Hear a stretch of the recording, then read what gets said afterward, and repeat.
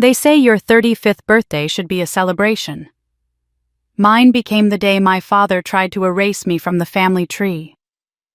In front of dinner guests, staff, and my sister's wealthy friends, Harold Sinclair slammed a DNA test kit onto the table in front of me.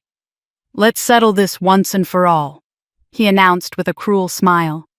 "I want to know if you're even mine, or if you're just another man's mistake like I've always suspected." The room went silent.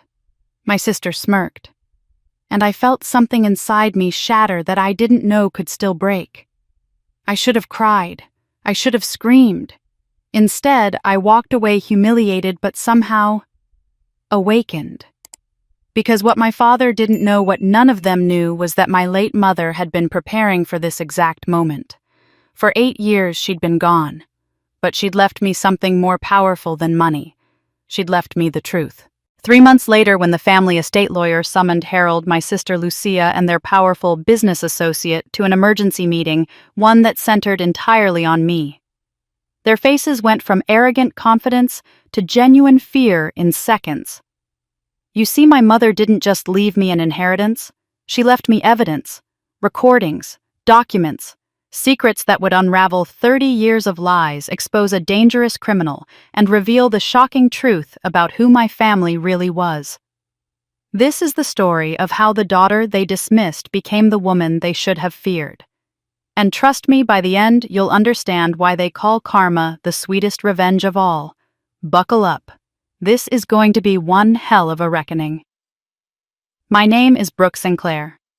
I'm 35 years old, and I work as a financial analyst for a mid-sized consulting firm in the city.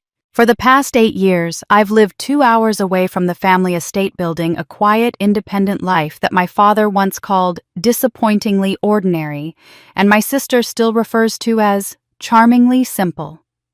I tell people the distance is for work, but the truth is simpler and more painful. I needed to escape. The drive back to the Sinclair estate for my birthday felt longer than usual, and not just because of the October rain that turned the highway into a blur of red taillights. My hands were clammy on the steering wheel, and I kept rehearsing excuses to leave early. "I have work tomorrow. I'm not feeling well. The weather's getting worse." Anything to avoid spending more than a few hours in that house. But some part of me, the part that still hoped despite everything, wondered if maybe this time would be different. 8 years was a long time. People changed, didn't they? Maybe my father had softened. Maybe Lucia had grown up. Maybe I'd finally be welcomed home like a daughter, not tolerated like an inconvenient obligation. I should have known better. The moment I pulled up to the circular driveway, I saw Lucia's Mercedes parked prominently by the front entrance, gleaming despite the rain. My father's Bentley sat in its usual spot. I parked my practical Honda Civic near the garage, where it wouldn't offend anyone's aesthetic sensibilities. As I grabbed my overnight bag and the modest birthday cake I'd bought for myself because no one else would, I noticed Thomas, our longtime groundskeeper, quickly look away when I waved. He'd always been kind to me when I was young, but even he seemed uncomfortable acknowledging my presence now. Inside the house smelled the same expensive flowers, furniture polish, and old money. The marble floors gleamed. Everything was in its place, cold and perfect. I heard Lucia's laughter from the living room, followed by my father's low rumble of approval. The sound made my stomach clench. I'd heard that tone 1,000 times growing up, but never directed at me. "Oh, you're here." Lucia appeared in the hallway, martini in hand, wearing a dress that probably cost more than my monthly rent. At 32, my younger sister had perfected the art of looking effortlessly superior. Her dark hair was styled in loose waves that took hours and hundreds of dollars to achieve, though she'd claim she just threw it up this morning. Her smile didn't reach her eyes. "We wondered if you'd actually show up." "Happy birthday to you too," I said, keeping my voice steady. She glanced at my jeans and sweater with barely concealed disdain. "Dinner's at 7. Try to look presentable." Then she turned and walked away, her heels clicking against the marble like little hammers. I stood there for a moment, bag in hand, feeling like a stranger in the house where I grew up. The family photos lining the hallway told the story clearly. Lucia at her college graduation, beaming beside our father. Lucia cutting the ribbon at the opening of her boutique funded entirely by Harold. Lucia at charity galas, horse shows, European vacations. I appeared in exactly 3 photographs, and in each one I was partially cut off or standing at the edge of the frame as if whoever took the picture couldn't be bothered to center me properly. My old bedroom was exactly as I'd left it 8 years ago. Same floral bedspread I'd picked out at 16. Same desk where I'd studied for hours trying to earn the academic achievements that never seemed to impress my father the way Lucia's social successes did. Even the books on the shelf were arranged in the same order. It was like a museum exhibit, The Forgotten Daughters Room, circa 2017. No one had bothered to change it, but no one had bothered to maintain it either. A thin layer of dust covered everything. I sat on the bed and immediately regretted coming. Dinner was worse than I'd imagined, and I'd imagined it would be bad. The dining room table was set for 8, my father at the head, Lucia to his right, and an assortment of her wealthy friends filling the other seats. There was also a distinguished older man I didn't recognize, someone my father introduced as a long-time business associate. I was seated at the far end, practically in the kitchen doorway, while everyone else clustered around Harold like planets orbiting the sun. The conversation flowed around me as if I weren't there. They discussed stock portfolios, vacation homes in the Hamptons, and some charity gala Lucia was organizing. Every few minutes my father would praise something Lucia had done, his voice warm with pride I'd never heard directed at me. "That's my girl," he'd say, or "I always knew you had excellent instincts." Lucia would beam and touch his arm affectionately, and I would take another bite of food I couldn't taste and try to remember why I'd convinced myself this visit was a good idea. Then, between the main course and dessert, everything changed. Harold stood up, his chair scraping against the floor with an authority that commanded immediate silence. He reached into his jacket pocket and pulled out a small box, the kind that DNA test kits come in. I recognized it immediately. My heart started pounding. He walked the length of the table and slammed it down in front of me hard enough that my water glass trembled. "Since you're here," he announced to the entire room, his voice dripping with contempt, "let's settle this once and for all. I want to know if you're even mine or if you're some other man's mistake like I've always suspected." The room went completely silent. 8 pairs of eyes turned to stare at me. I could feel the heat rising in my face, could hear my pulse thundering in my ears. Lucia's friends looked shocked but thrilled. This was better than any reality show. Lucia herself wore a smirk that barely tried to hide her satisfaction. Even the business associate looked uncomfortable, though he said nothing. "Harold," someone began weakly, but my father cut them off with a dismissive wave. 35 years, he continued, of wondering if you're actually my blood or just evidence of your mother's poor judgment. Well, take the test, Brooke. Prove you belong here, or prove I was right all along. I stared at the box, my vision blurring at the edges. This wasn't just cruelty. This was annihilation. This was my father in front of witnesses, in front of strangers, declaring that I was so unwanted, so other that even my DNA was suspect. I should have cried. I should have screamed. I should have thrown the test kit back in his face. Instead, I stood up slowly, my legs surprisingly steady. I looked my father directly in the eyes and said with a calmness I didn't feel, "I'll take it. I'll prove exactly who I am." Then I walked out of the dining room, up the stairs, and into my childhood bedroom where I finally allowed myself to feel the full weight of what had just happened. I sat on that dusty bed and realized something had broken inside me, but not in the way my father intended. What broke was my willingness to keep hoping he'd ever love me. What broke was the part of me that still believed I deserved his rejection. In its place, something harder and clearer crystallized a determination to never let them make me feel small again. I didn't know it then, but my mother had been preparing me for this exact moment. Unable to sleep, unable to even process what had happened downstairs, I found myself going through the boxes of my mother's belongings that had been stored in my closet since her death 8 years ago. Harold had never bothered to sort through them, and I'd taken them to preserve what little I had left of her. My hands moved automatically, seeking comfort in the familiar items, her favorite scarf, a book of poetry with her notes in the margins, photographs from before everything went wrong. That's when I found it. Tucked inside an old photo album sealed with wax was an envelope in my mother's handwriting. The front read simply, "For Brooke, when the time is right."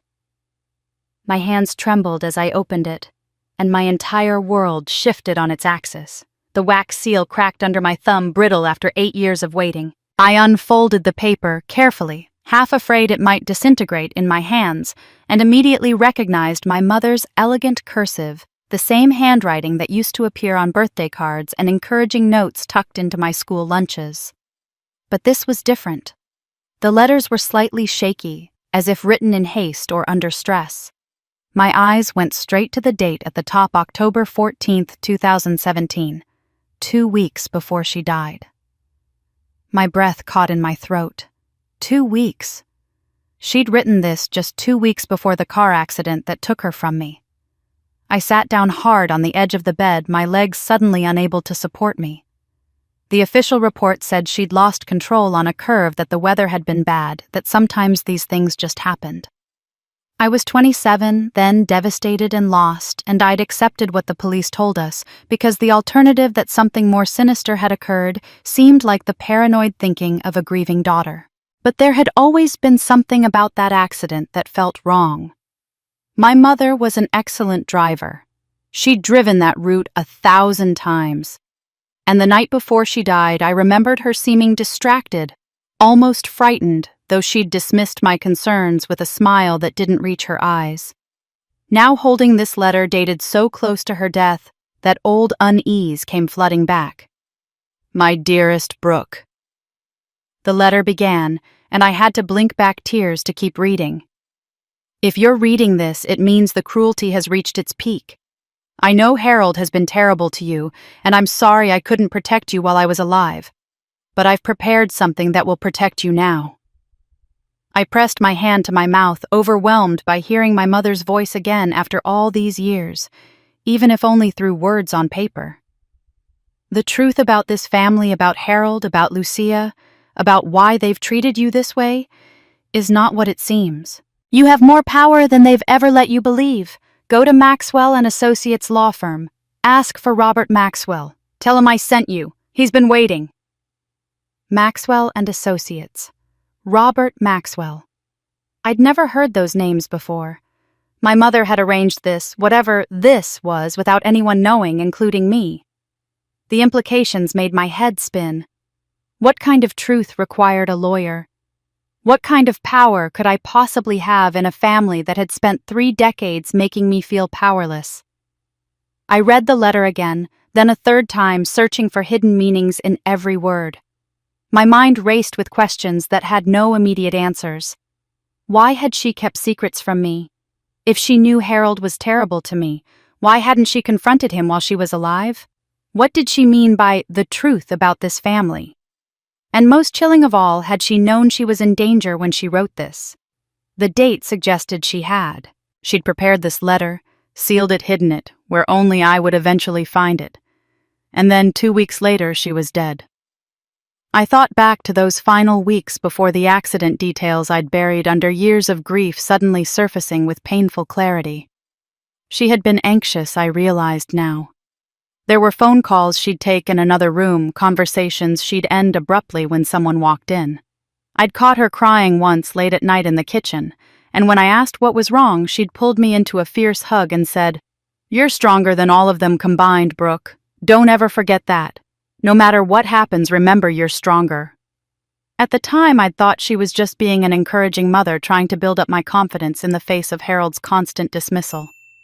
Now I understood it was more than that. It was a warning. It was preparation. It was her way of telling me that I would need that strength for something she couldn't explicitly name. My hands were shaking so badly, I almost dropped the letter. I smoothed it out on my lap and forced myself to focus, to read every word one more time, and that's when I saw it, a line near the bottom that I'd somehow skimmed over in my emotional state. "The family has been hiding something far worse than cruelty." I stared at those words, my heart pounding. Worse than cruelty. Worse than 35 years of rejection and emotional abuse. Worse than the public humiliation I'd just endured downstairs. What could possibly be worse than the way they'd treated me my entire life? And why did I have the terrible feeling that my mother had died because she'd discovered the answer I didn't sleep that night?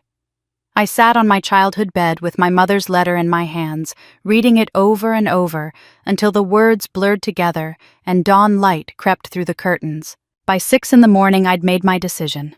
I wasn't going to wait. I wasn't going to second-guess myself or talk myself out of this. I packed my bag, walked past the closed doors of Harold and Lucia's rooms, and left the estate without saying goodbye to anyone. The drive back to the city felt surreal, like I was moving through a dream where everything looked normal but nothing made sense anymore. My mother had secrets. She'd prepared for something. And somehow a lawyer I'd never met had been waiting 8 years for me to find out. Maxwell and Associates occupied the top 3 floors of a gleaming high-rise in the financial district. The kind of building where every surface screamed money and power. I felt underdressed in yesterday's clothes, my eyes red from lack of sleep, but I walked through those polished glass doors anyway, clutching my mother's letter like a lifeline. The receptionist looked up with professional courtesy as I approached her marble desk. "How can I help you?" "I need to speak with Robert Maxwell," I said, my voice steadier than I felt. "My name is Brooke Sinclair. My mother was Catherine Sinclair." The change in her expression was immediate and unmistakable. Professional courtesy shifted to something like recognition, even reverence. "One moment, please."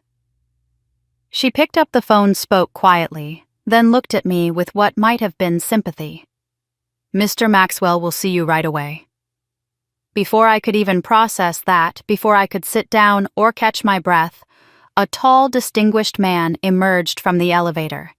He had to be in his late 60s with silver hair and sharp eyes that seemed to assess everything in a single glance.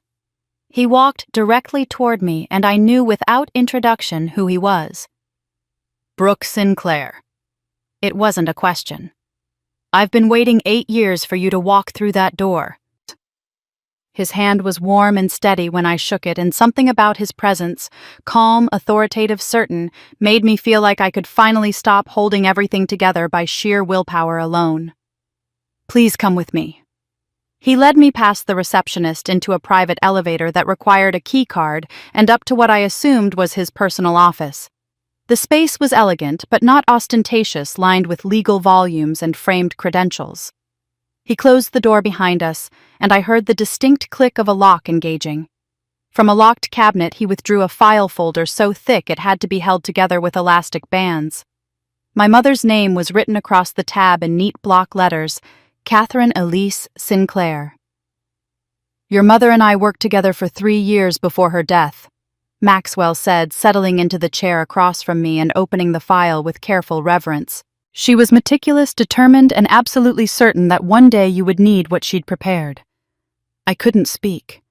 I could only stare at the documents spread before me. Legal papers, financial statements, pages and pages of what looked like investigative notes in my mother's handwriting. "Your mother had resources that your father never knew about." Maxwell began, his tone measured and professional.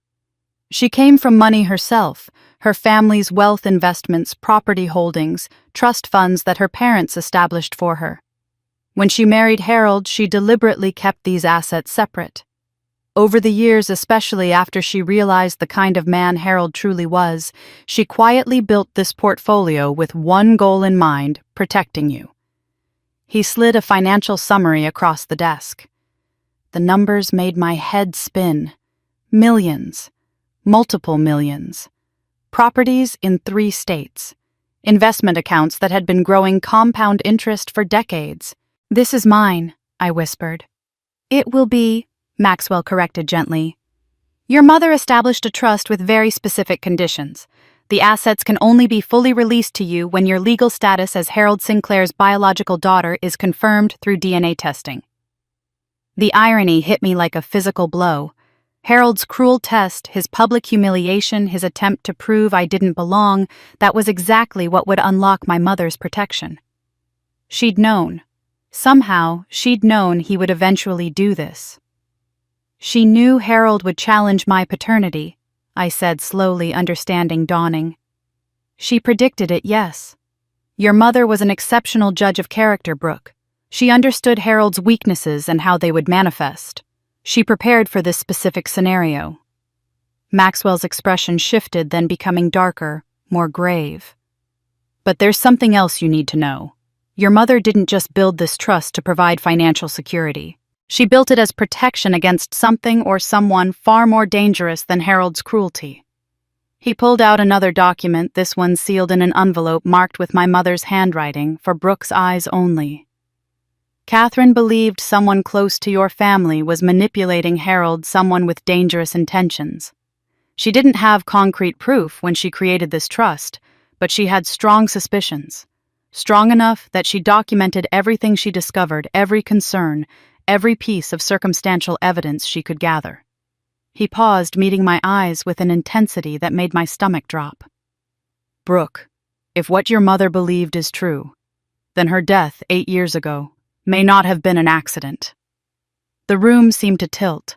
I gripped the arms of my chair, forcing myself to breathe. Read this, Maxwell said, sliding the envelope toward me.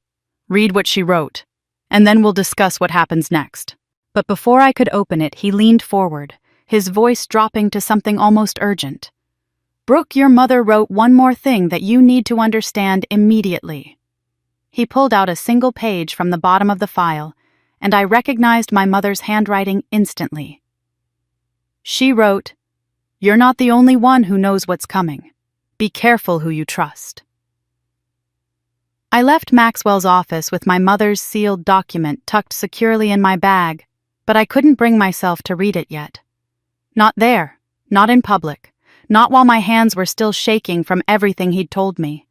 I needed to process what I'd learned, needed to think, and I'd always done my best thinking while driving. The highway stretched ahead of me, familiar and monotonous, and as the miles passed, my mind began to work through the past with a clarity I'd never had before. It was like someone had handed me a different lens through which to view my entire childhood, and suddenly all the inexplicable cruelty, all the confusing moments began to rearrange themselves into a pattern I'd been too close to see. Harold's treatment of me had never been random, I realized. It had always followed a specific trigger, my success. I remembered being 12 years old, bringing home a certificate for placing first in the regional science fair. I'd been so proud, so eager to show him. Most fathers would have been pleased, would have put the certificate on the refrigerator or bragged to their friends. Harold had looked at it for exactly 3 seconds before tossing it on the counter and saying, "You think you're so special, don't you? One little award and you act like you've accomplished something meaningful." The dismissal had crushed me, and I'd learned to stop bringing my achievements home. Then there was high school graduation. I'd been valedictorian, earned a full scholarship to a prestigious university. My mother had been radiant with pride. Harold had attended the ceremony but left immediately afterward without congratulating me. At the graduation dinner, my mother insisted on he'd barely spoken to me. When she'd tried to toast my accomplishments, he'd interrupted with, "All this will mean nothing in the end. College doesn't make you special, Brooke."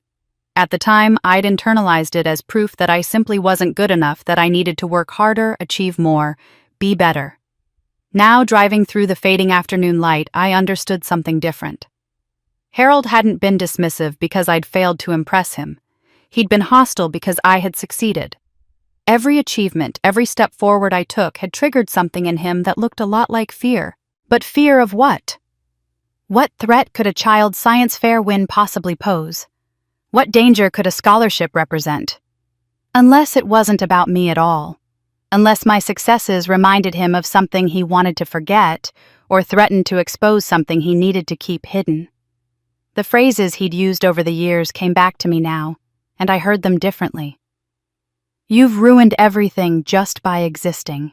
Not, you're a disappointment, or you're not good enough, but you've ruined everything." Past tense. As if my very birth had destroyed something, altered some plan, created a problem that had never been resolved. If only things had been different. Different how? If I'd never been born, if my mother had made different choices. The statement always hung in the air, incomplete and accusatory. And then the one that had always confused me most.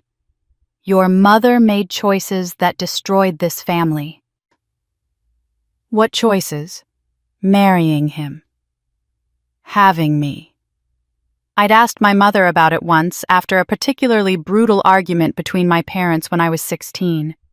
She'd gone pale when I repeated what Harold had said, then pulled me close and whispered, "Your father doesn't always know what he's talking about. Some men blame others for their own weaknesses." That argument between them was seared into my memory now. I'd been doing homework in my room when I'd heard Harold's voice rising sharp with anger. "I know what you're hiding," he'd shouted. "I know the truth, Catherine." My mother's response had been too quiet for me to hear, but I'd crept to the top of the stairs and seen her face. She'd looked terrified but defiant, standing in the hallway with her arms crossed, refusing to back down despite Harold looming over her. "You think you can keep secrets forever?" Harold had continued. "You think I don't see what you're doing?" I'd never known what that argument was about. The next day, both my parents had acted like nothing had happened, though my mother had been unusually attentive to me, checking in on me, constantly asking if I was okay, telling me she loved me more times in one day than she usually did in a week. Now I wondered what secret she'd been keeping. What truth had Harold claimed to know, and why had that knowledge made him rage instead of taking action? The timeline was becoming clearer now, and with it a picture I didn't want to see. When I was about 15-20 years ago, everything had changed.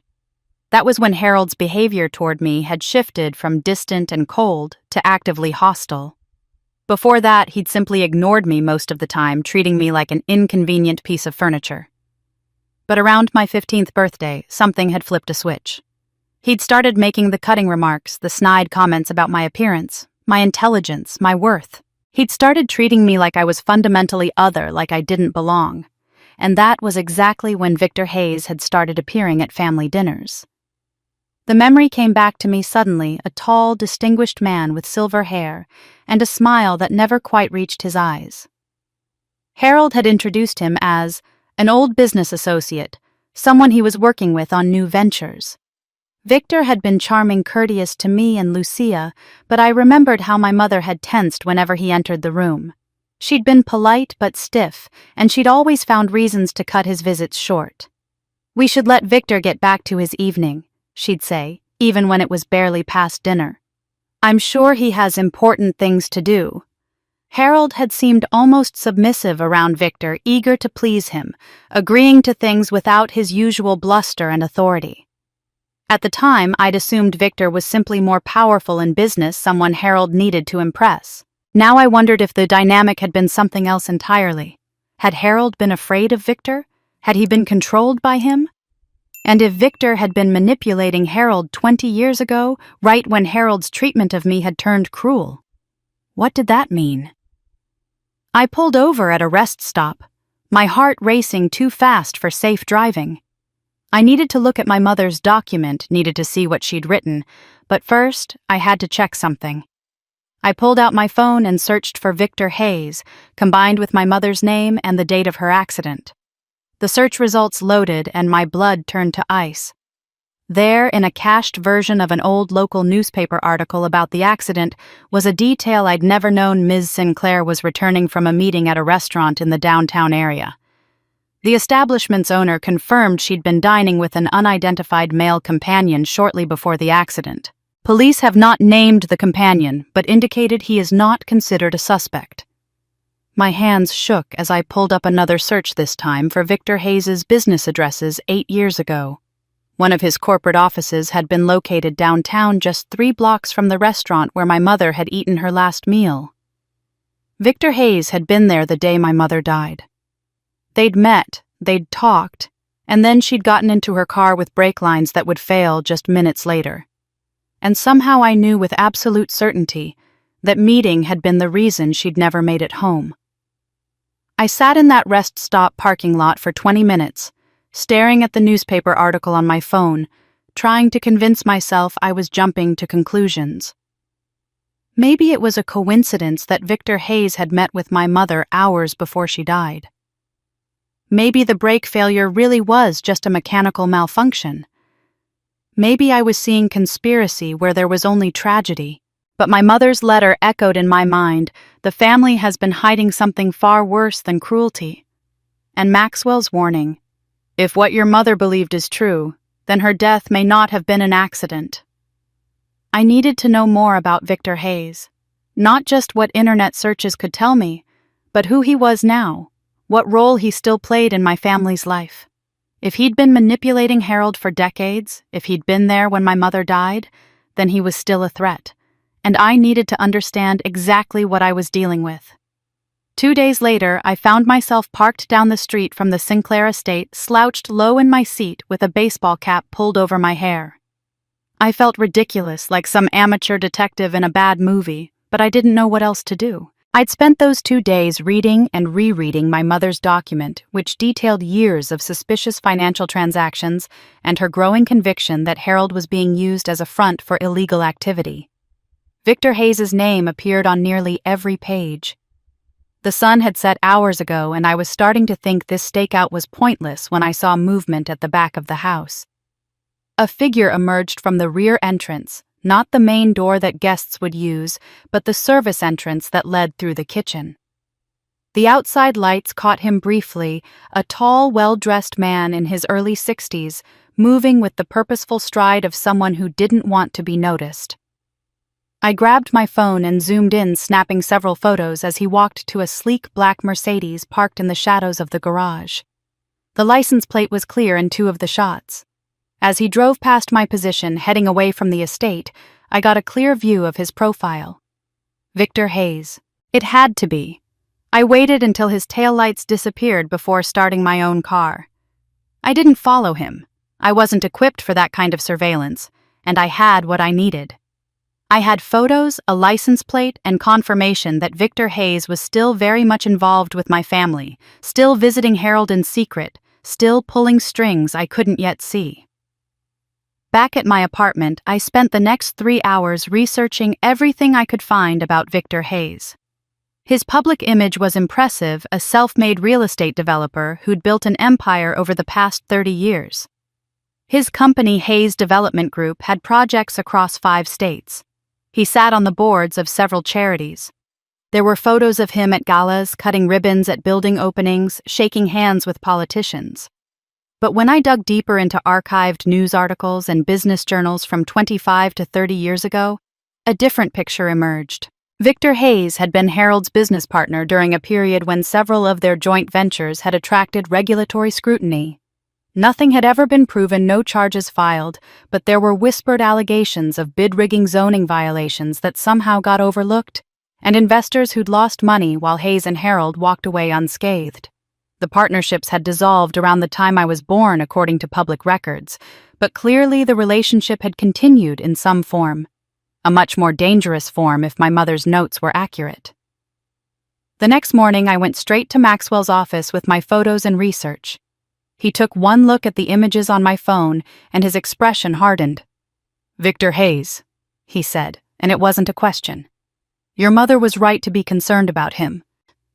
He ushered me into his office and pulled out the thick file again, this time focusing on a section I hadn't examined closely before: pages of financial records covered in my mother's neat annotations.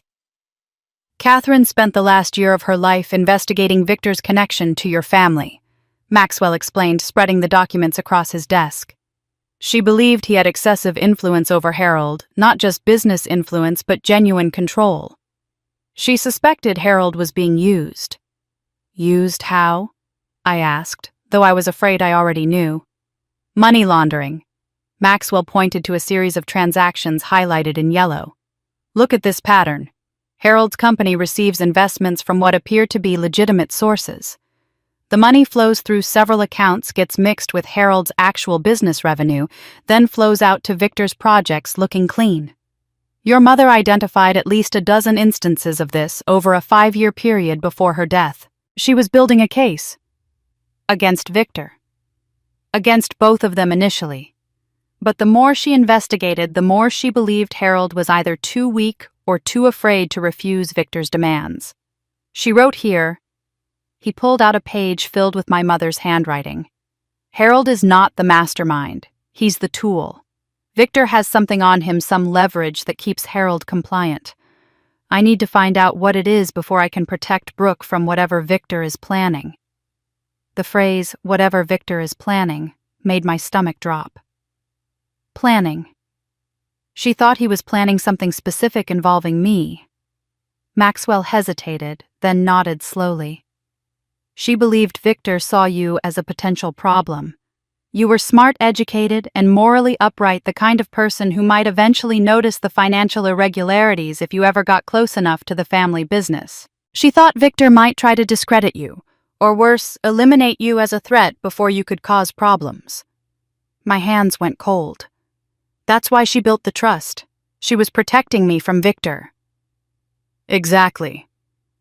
Maxwell pulled out another document, this one a photocopy of what looked like an old newspaper clipping.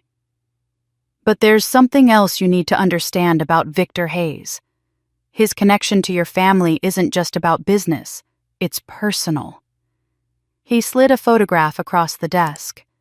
The image was faded, clearly decades old, showing 3 people at what looked like a college event or reunion. I recognized my mother immediately, even though she couldn't have been more than 22 or 23. She was laughing, vibrant, beautiful, in a way I'd only seen in old photos. Next to her stood a younger Harold, thinner and less assured than the man I knew. And on my mother's other side, standing so close that their shoulders touched, was a young Victor Hayes. He was looking at my mother with an expression that made everything suddenly horribly clear. This wasn't the look of a business associate or casual friend. This was the look of a man in love. Harold, by contrast, stood slightly apart from them both. His smile forced his posture stiff. He looked like someone who knew he was losing a competition he'd never had a chance of winning. Your mother knew Victor before she met Harold, Maxwell said quietly. I don't know all the details, but based on what Catherine wrote in her notes, they had a history, a romantic history. And when your mother chose Harold instead, he didn't need to finish the sentence. I stared at the photo, my mind reeling. Victor Hayes had been in love with my mother.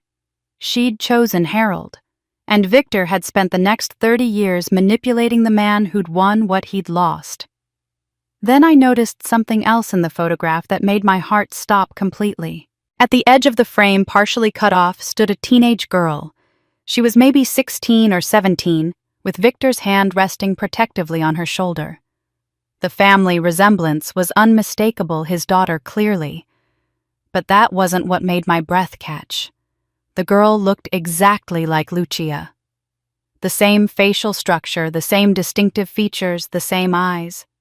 Not similar, not merely reminiscent. Identical. Maxwell. I whispered, my voice barely audible. Who is that girl? That's Victor's daughter from his first marriage, Maxwell said, following my gaze. She died in a skiing accident in Europe about 25 years ago. Tragic. Victor never remarried after his wife left him, and after his daughter's death, he threw himself entirely into his business. But I couldn't stop staring at the photograph. The resemblance wasn't just striking, it was impossible to ignore.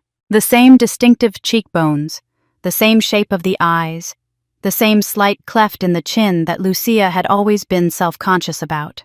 I pulled out my phone with shaking hands and scrolled through my photos until I found one from Lucia's 30th birthday party 2 years ago, a rare family gathering I'd attended out of obligation. I held my phone next to Maxwell's photograph, comparing Victor's deceased daughter to my sister. They could have been the same person. Maxwell, I said slowly, my voice barely above a whisper. I need to see all the family photos my mother collected. Everything she saved. He understood immediately. Within minutes, he'd pulled out another folder, this one containing photocopies of family pictures my mother had apparently duplicated before her death. I spread them across his desk, my heart pounding as I examined images I'd seen 1,000 times but never really looked at. There was Lucia at 5 years old, gap-toothed and grinning at her kindergarten graduation. Harold stood beside her, but there was no resemblance between them. Harold had a broad, square face and deep-set eyes. Lucia's features were delicate, refined, nothing like his. Another photo, Lucia at 13, awkward and adolescent, standing between Harold and our mother at some family event. My mother's hand rested on Lucia's shoulder, but even in that casual touch, I could see tension. And Harold looked at Lucia with an expression I'd seen before, but never understood. Not quite love, not quite resentment, something uncomfortable and forced. Then there was the photo of all four of us taken when I was about 12, and Lucia was 9. My mother and I stood on one side, Harold and Lucia on the other. The divide was obvious, but what I'd never noticed before was how much I resembled Harold. We had the same square jaw, the same build, the same serious expression. I was his daughter in every visible way. Lucia looked like neither of our parents, or rather she looked like a parent who wasn't in the picture. I pulled up an image of Victor Hayes from a recent business article on my phone and placed it next to the childhood photos of Lucia. The resemblance was unmistakable. The shape of the face, the distinctive features, even the way they both tilted their heads slightly when they smiled. My God. Maxwell breathed, seeing what I saw. Your mother suspected this. I should have realized sooner. He rifled through the notes until he found a specific page dated about a year before my mother's death. He read aloud, Harold punishes Brooke for something she didn't do while raising Victor's child as his own. The irony is tragic. He cannot face what Victor took from him, so he destroys what is actually his. This is why Brooke must be protected. Harold's projection of his failures onto her will only intensify. She knew, I said numbly. She knew Lucia was Victor's daughter. Maxwell nodded grimly. And she understood what it meant for you. Let me show you the timeline she reconstructed. He pulled out several pages, clipped together a detailed chronology my mother had painstakingly assembled. 30 years ago, your mother and Victor were involved romantically.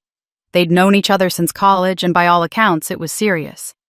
But Victor was ambitious and struggling to establish himself in real estate. He had dreams, but no money, no connections, no guarantee of success. And then she met Harold, I said, already seeing where this was going.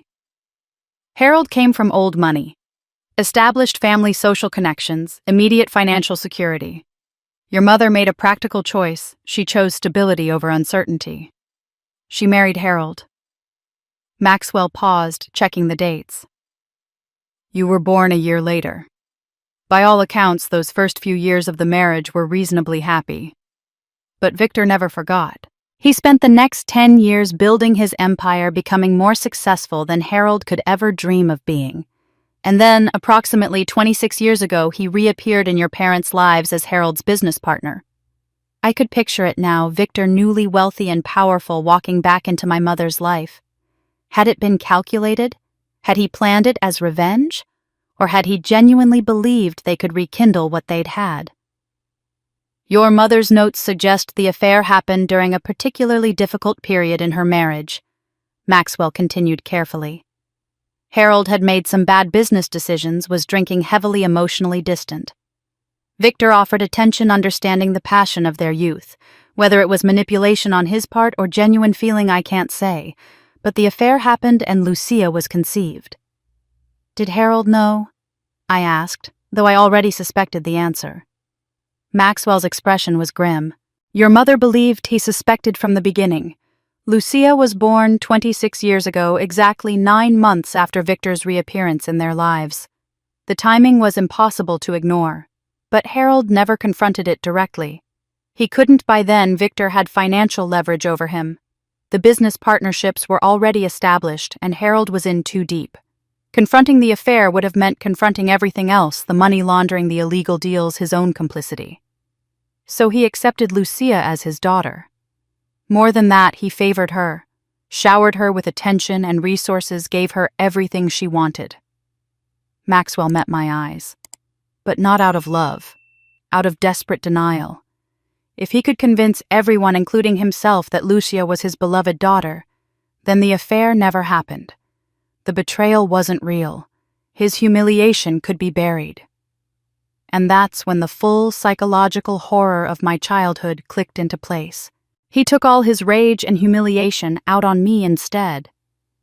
Yes, you were his actual biological daughter, the child who should have been precious to him. But every time he looked at you, he saw his own failure. You reminded him that his wife had chosen him once, but had returned to Victor anyway.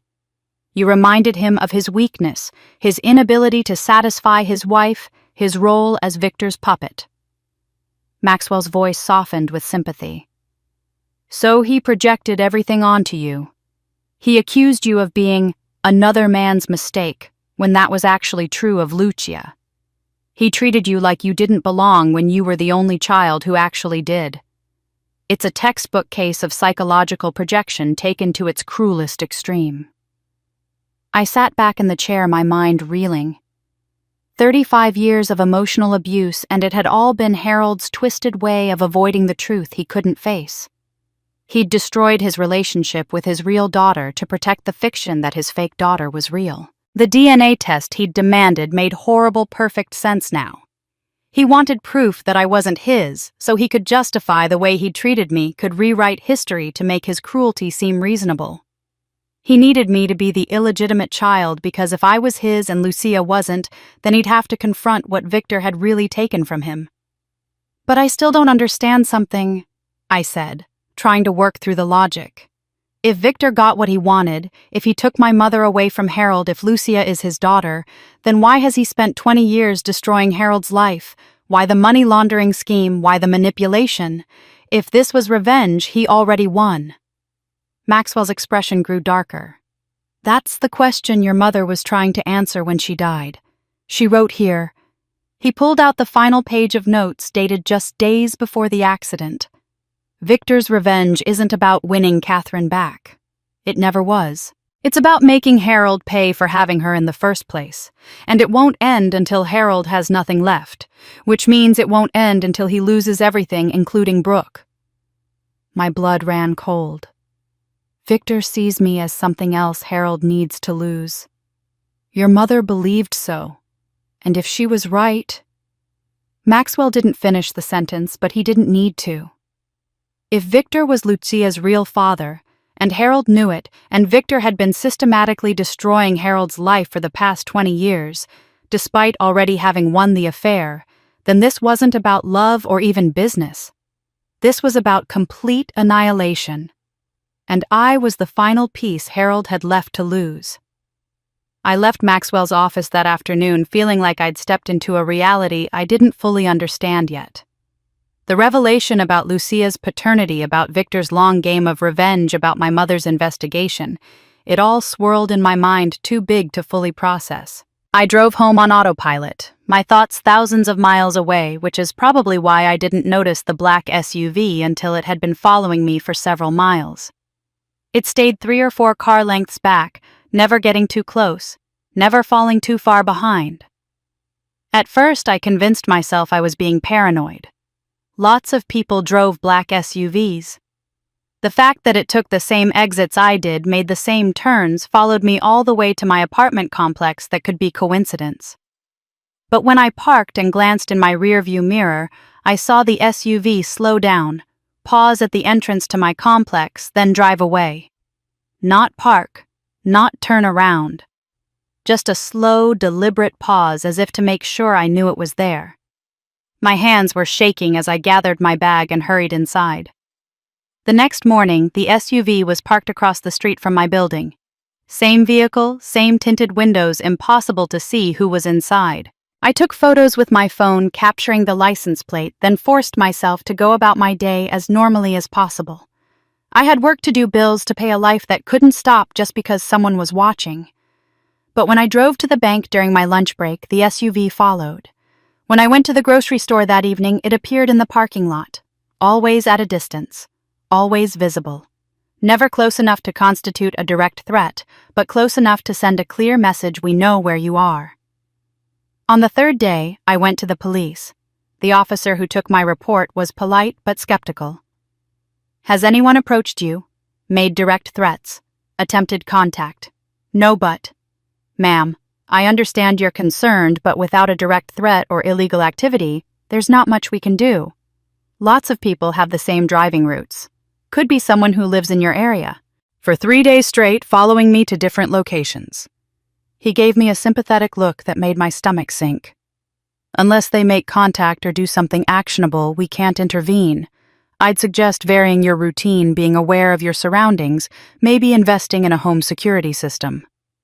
I left the police station feeling more alone than ever.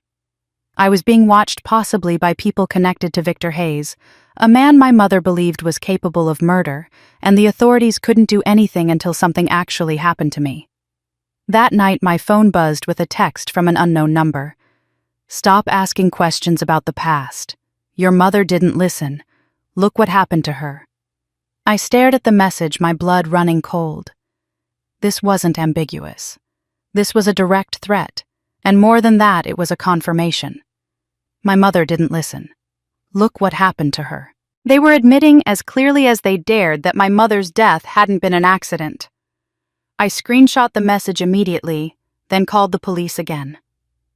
Different officers, same response. "It's concerning, but there's no explicit threat. Look what happened isn't the same as this will happen to you. Without more concrete evidence, we can't trace the number or take action." "It's a burner phone anyway," I said, my voice hollow. "I already checked." That night, I barely slept. Every sound in my apartment building made me jump. Every car that drove past could be the SUV. I'd installed a chain lock on my door after the first day of surveillance, but it felt like inadequate protection against people who'd already proven they could reach me anywhere. At 2 a.m, I finally drifted into an uneasy sleep. I woke 4 hours later to get ready for work and found an envelope on the floor just inside my door. Someone had slipped it underneath while I was sleeping. My hands shook as I picked it up. No markings, no address, just a plain manila envelope that had been pushed through the gap under my door sometime in the dark hours of the morning. Someone had been right outside my apartment. Had they tried the knob? Had they stood there listening to me breathe? Inside was a single photograph, and the moment I saw it, I had to sit down on the floor before my legs gave out. It was my mother's car. The wreckage from 8 years ago, twisted metal and shattered glass photographed from an angle that showed the full extent of the destruction. I'd never seen the accident scene photos Harold had shielded me from them, one of the few mercies he'd ever shown, but I recognized my mother's car from the distinctive color and the bumper stickers she'd never removed. On the back of the photo, written in red ink that looked disturbingly like blood, were 8 words: "Accidents happen to women who dig too deep." I called Maxwell immediately, not caring that it was barely 6 a.m. He answered on the second ring alert and concerned. "Brooke, what's wrong?" I told him everything: the surveillance, the text message, the photograph. When I finished, there was a long pause on the other end of the line. "Come to my office," he said finally. "Bring everything. Don't go to work today. We need to talk about how to keep you safe." 2 hours later, I sat in Maxwell's office with the photograph screenshots of the messages and photos of the SUV spread across his desk. He studied everything with the careful attention of someone who understood we were dealing with professionals. "This is sophisticated intimidation," he said quietly. "They're careful not to cross legal lines while making their message absolutely clear." The surveillance. The untraceable messages the photograph delivered physically, these are tactics designed to terrorize you into silence without providing evidence the police can act on. "It's working," I admitted. "I'm terrified." "Good," Maxwell said, and when I looked at him in shock, he clarified. "Not that you're afraid, that's unfortunate, but reasonable.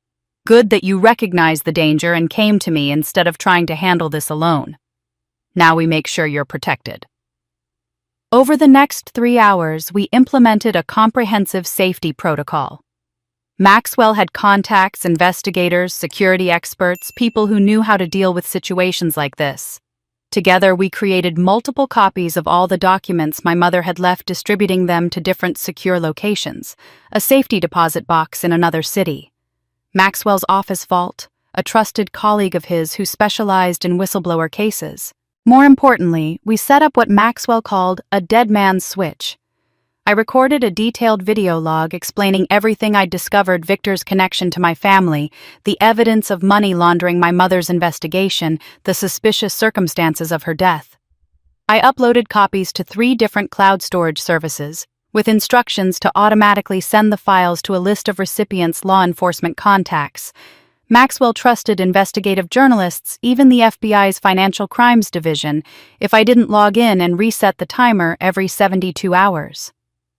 "If anything happens to you," Maxwell explained, "if you're incapacitated or worse, these documents and your testimony will automatically be distributed. You become more dangerous to them dead than alive."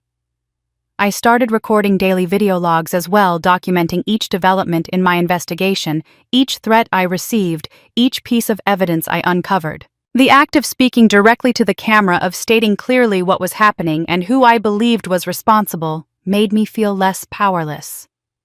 "Let them watch," I told Maxwell as we finished the final setup. "Let them try to intimidate me. They've just proven that my mother was right about everything, and now I have even more reason to expose them." But I should have known that Victor Hayes hadn't survived 30 years of criminal enterprise by being predictable.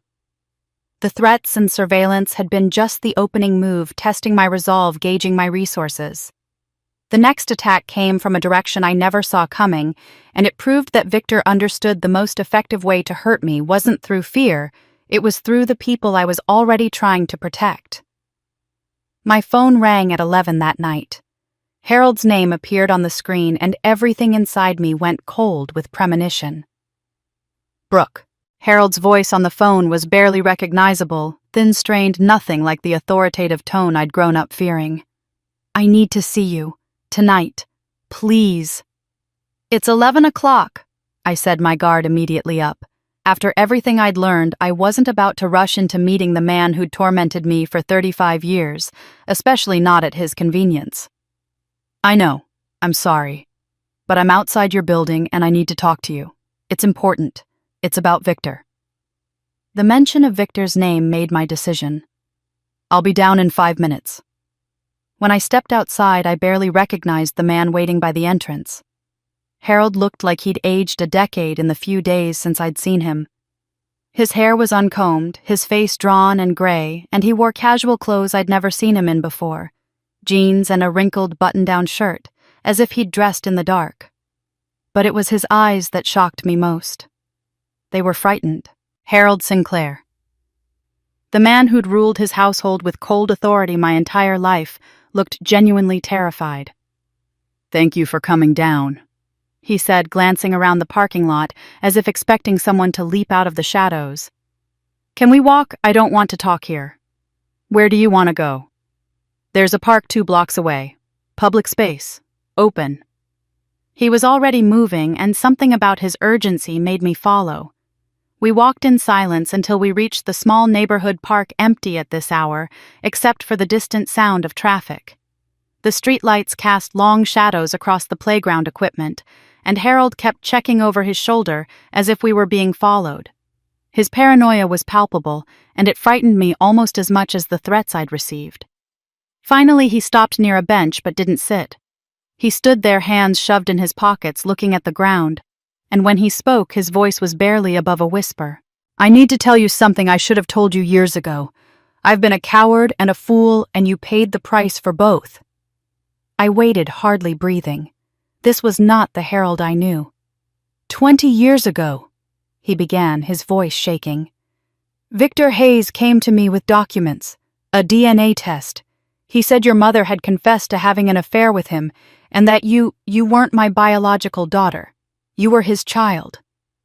The words hit me like a physical blow, even though I'd already suspected something like this. Hearing it out loud, hearing Harold finally admit why he'd treated me the way he had, was different from theorizing about it in Maxwell's office. "The test results looked legitimate." Harold continued, still not meeting my eyes. "Official laboratory letterhead, detailed, genetic analysis, everything. Victor said Catherine had come to him guilt-ridden and admitted the truth. He said she wanted me to know before you got older, before you started looking more like him. He showed me comparison photos, genetic markers, percentages, terms I didn't fully understand but looked convincing. And you just believed him? The question came out harsher than I'd intended, but I couldn't help it. You never asked Mom, never verified it independently. I was devastated, Harold said, and for the first time since I'd known him, his voice cracked with genuine emotion. I thought the woman I loved had betrayed me. I thought every time I looked at you, I was looking at evidence of her infidelity of Victor's triumph. And Victor, God, the way he presented it, he wasn't gloating. He seemed sympathetic, almost apologetic. He said he was telling me because he respected me, because I deserved to know the truth about my own household. He finally looked at me, and I saw tears in his eyes. Every time you achieved something, every time you smiled, every time you looked at me with those eyes that reminded me of Catherine, when I first met her, I saw Victor's face. I saw the affair. I saw my own failure as a husband. And I hated you for it. God help me, Brooke. I hated you because I couldn't face hating your mother. Why didn't you confront her? Why didn't you demand she confirm it? Victor told me Catherine had made him promise never to tell me. He said she wanted to keep the family together even if it was based on a lie. He said if I confronted her, she'd deny everything to protect you and the family would tear apart. He had me trapped, don't you see?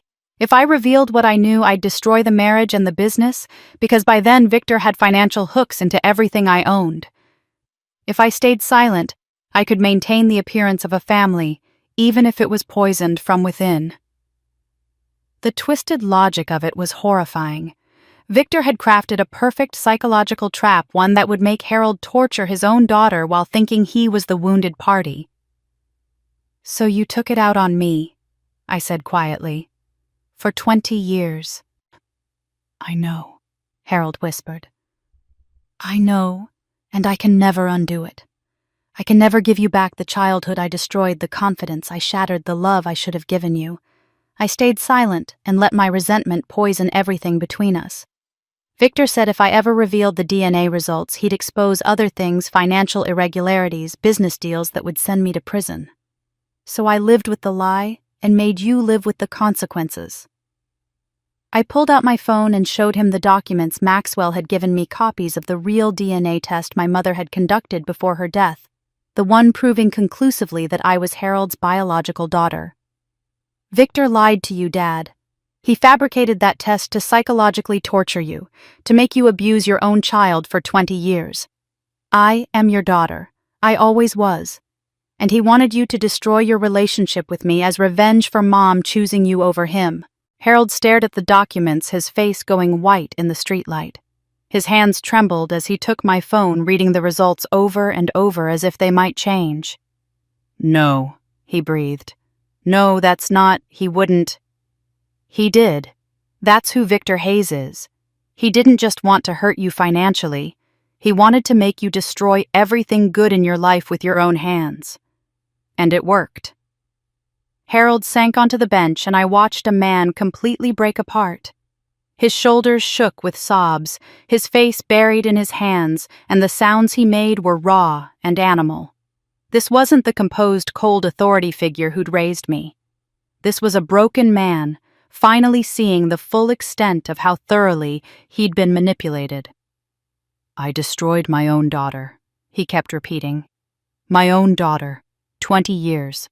Oh God, Brooke, what have I done? I didn't comfort him. I couldn't. Part of me felt sympathy for the victim he'd been, but a larger part remembered the cruel words, the dismissals, the birthday humiliation. He'd been manipulated, yes, but he'd also made choices. He could have verified. He could have confronted my mother. He could have treated me with basic kindness, even if he'd doubted our relationship.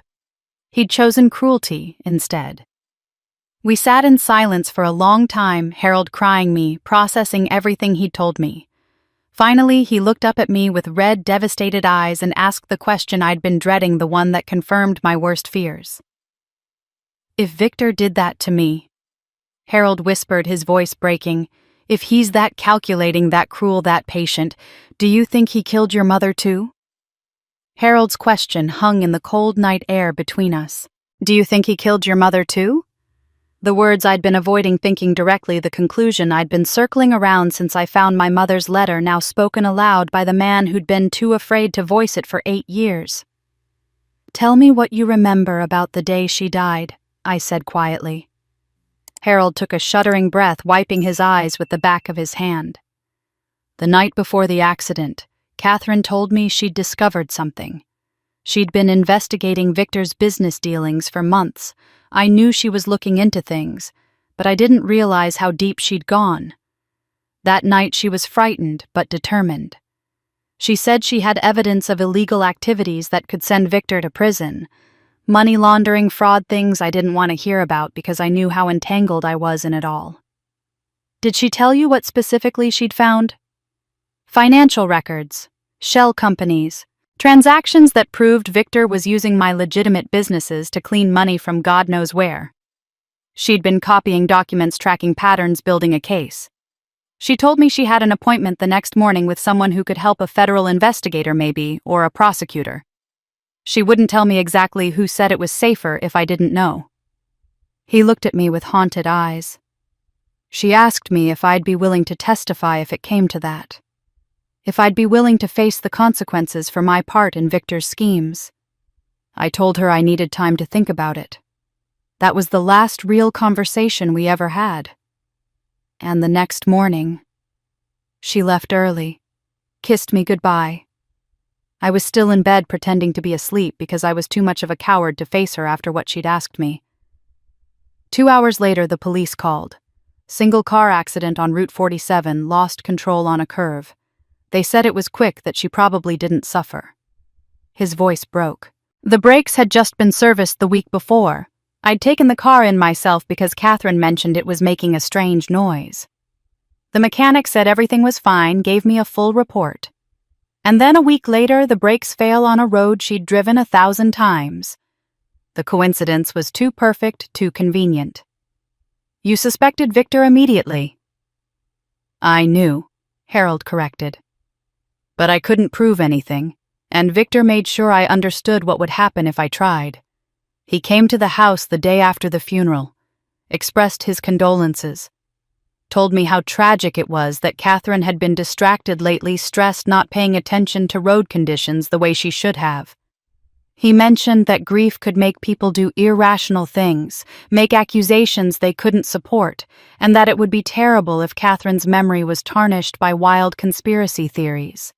I understood the threat. I pulled out my phone and called Maxwell, not caring that it was nearly midnight. He answered immediately, and I explained where I was and what Harold had just told me. Bring him to my office first thing tomorrow morning, Maxwell said without hesitation. We need to document everything while it's fresh, and there are files Catherine left that Harold needs to see. The next morning, the three of us sat in Maxwell's office while he spread out the accident investigation files my mother had somehow obtained before her death.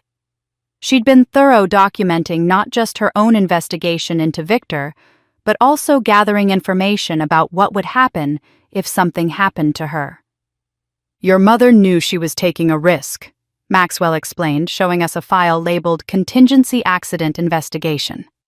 She researched the likely scenario if Victor tried to harm her, and she documented everything she could in advance.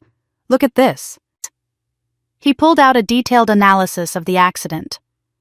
The crash occurred on October 28th, 8 years ago, at approximately 8:15 in the morning. The weather was clear and dry. Police reports confirm this. The road was Route 47, a well-maintained highway with no history of accidents on that particular stretch. Your mother had driven that route at least twice a week for years.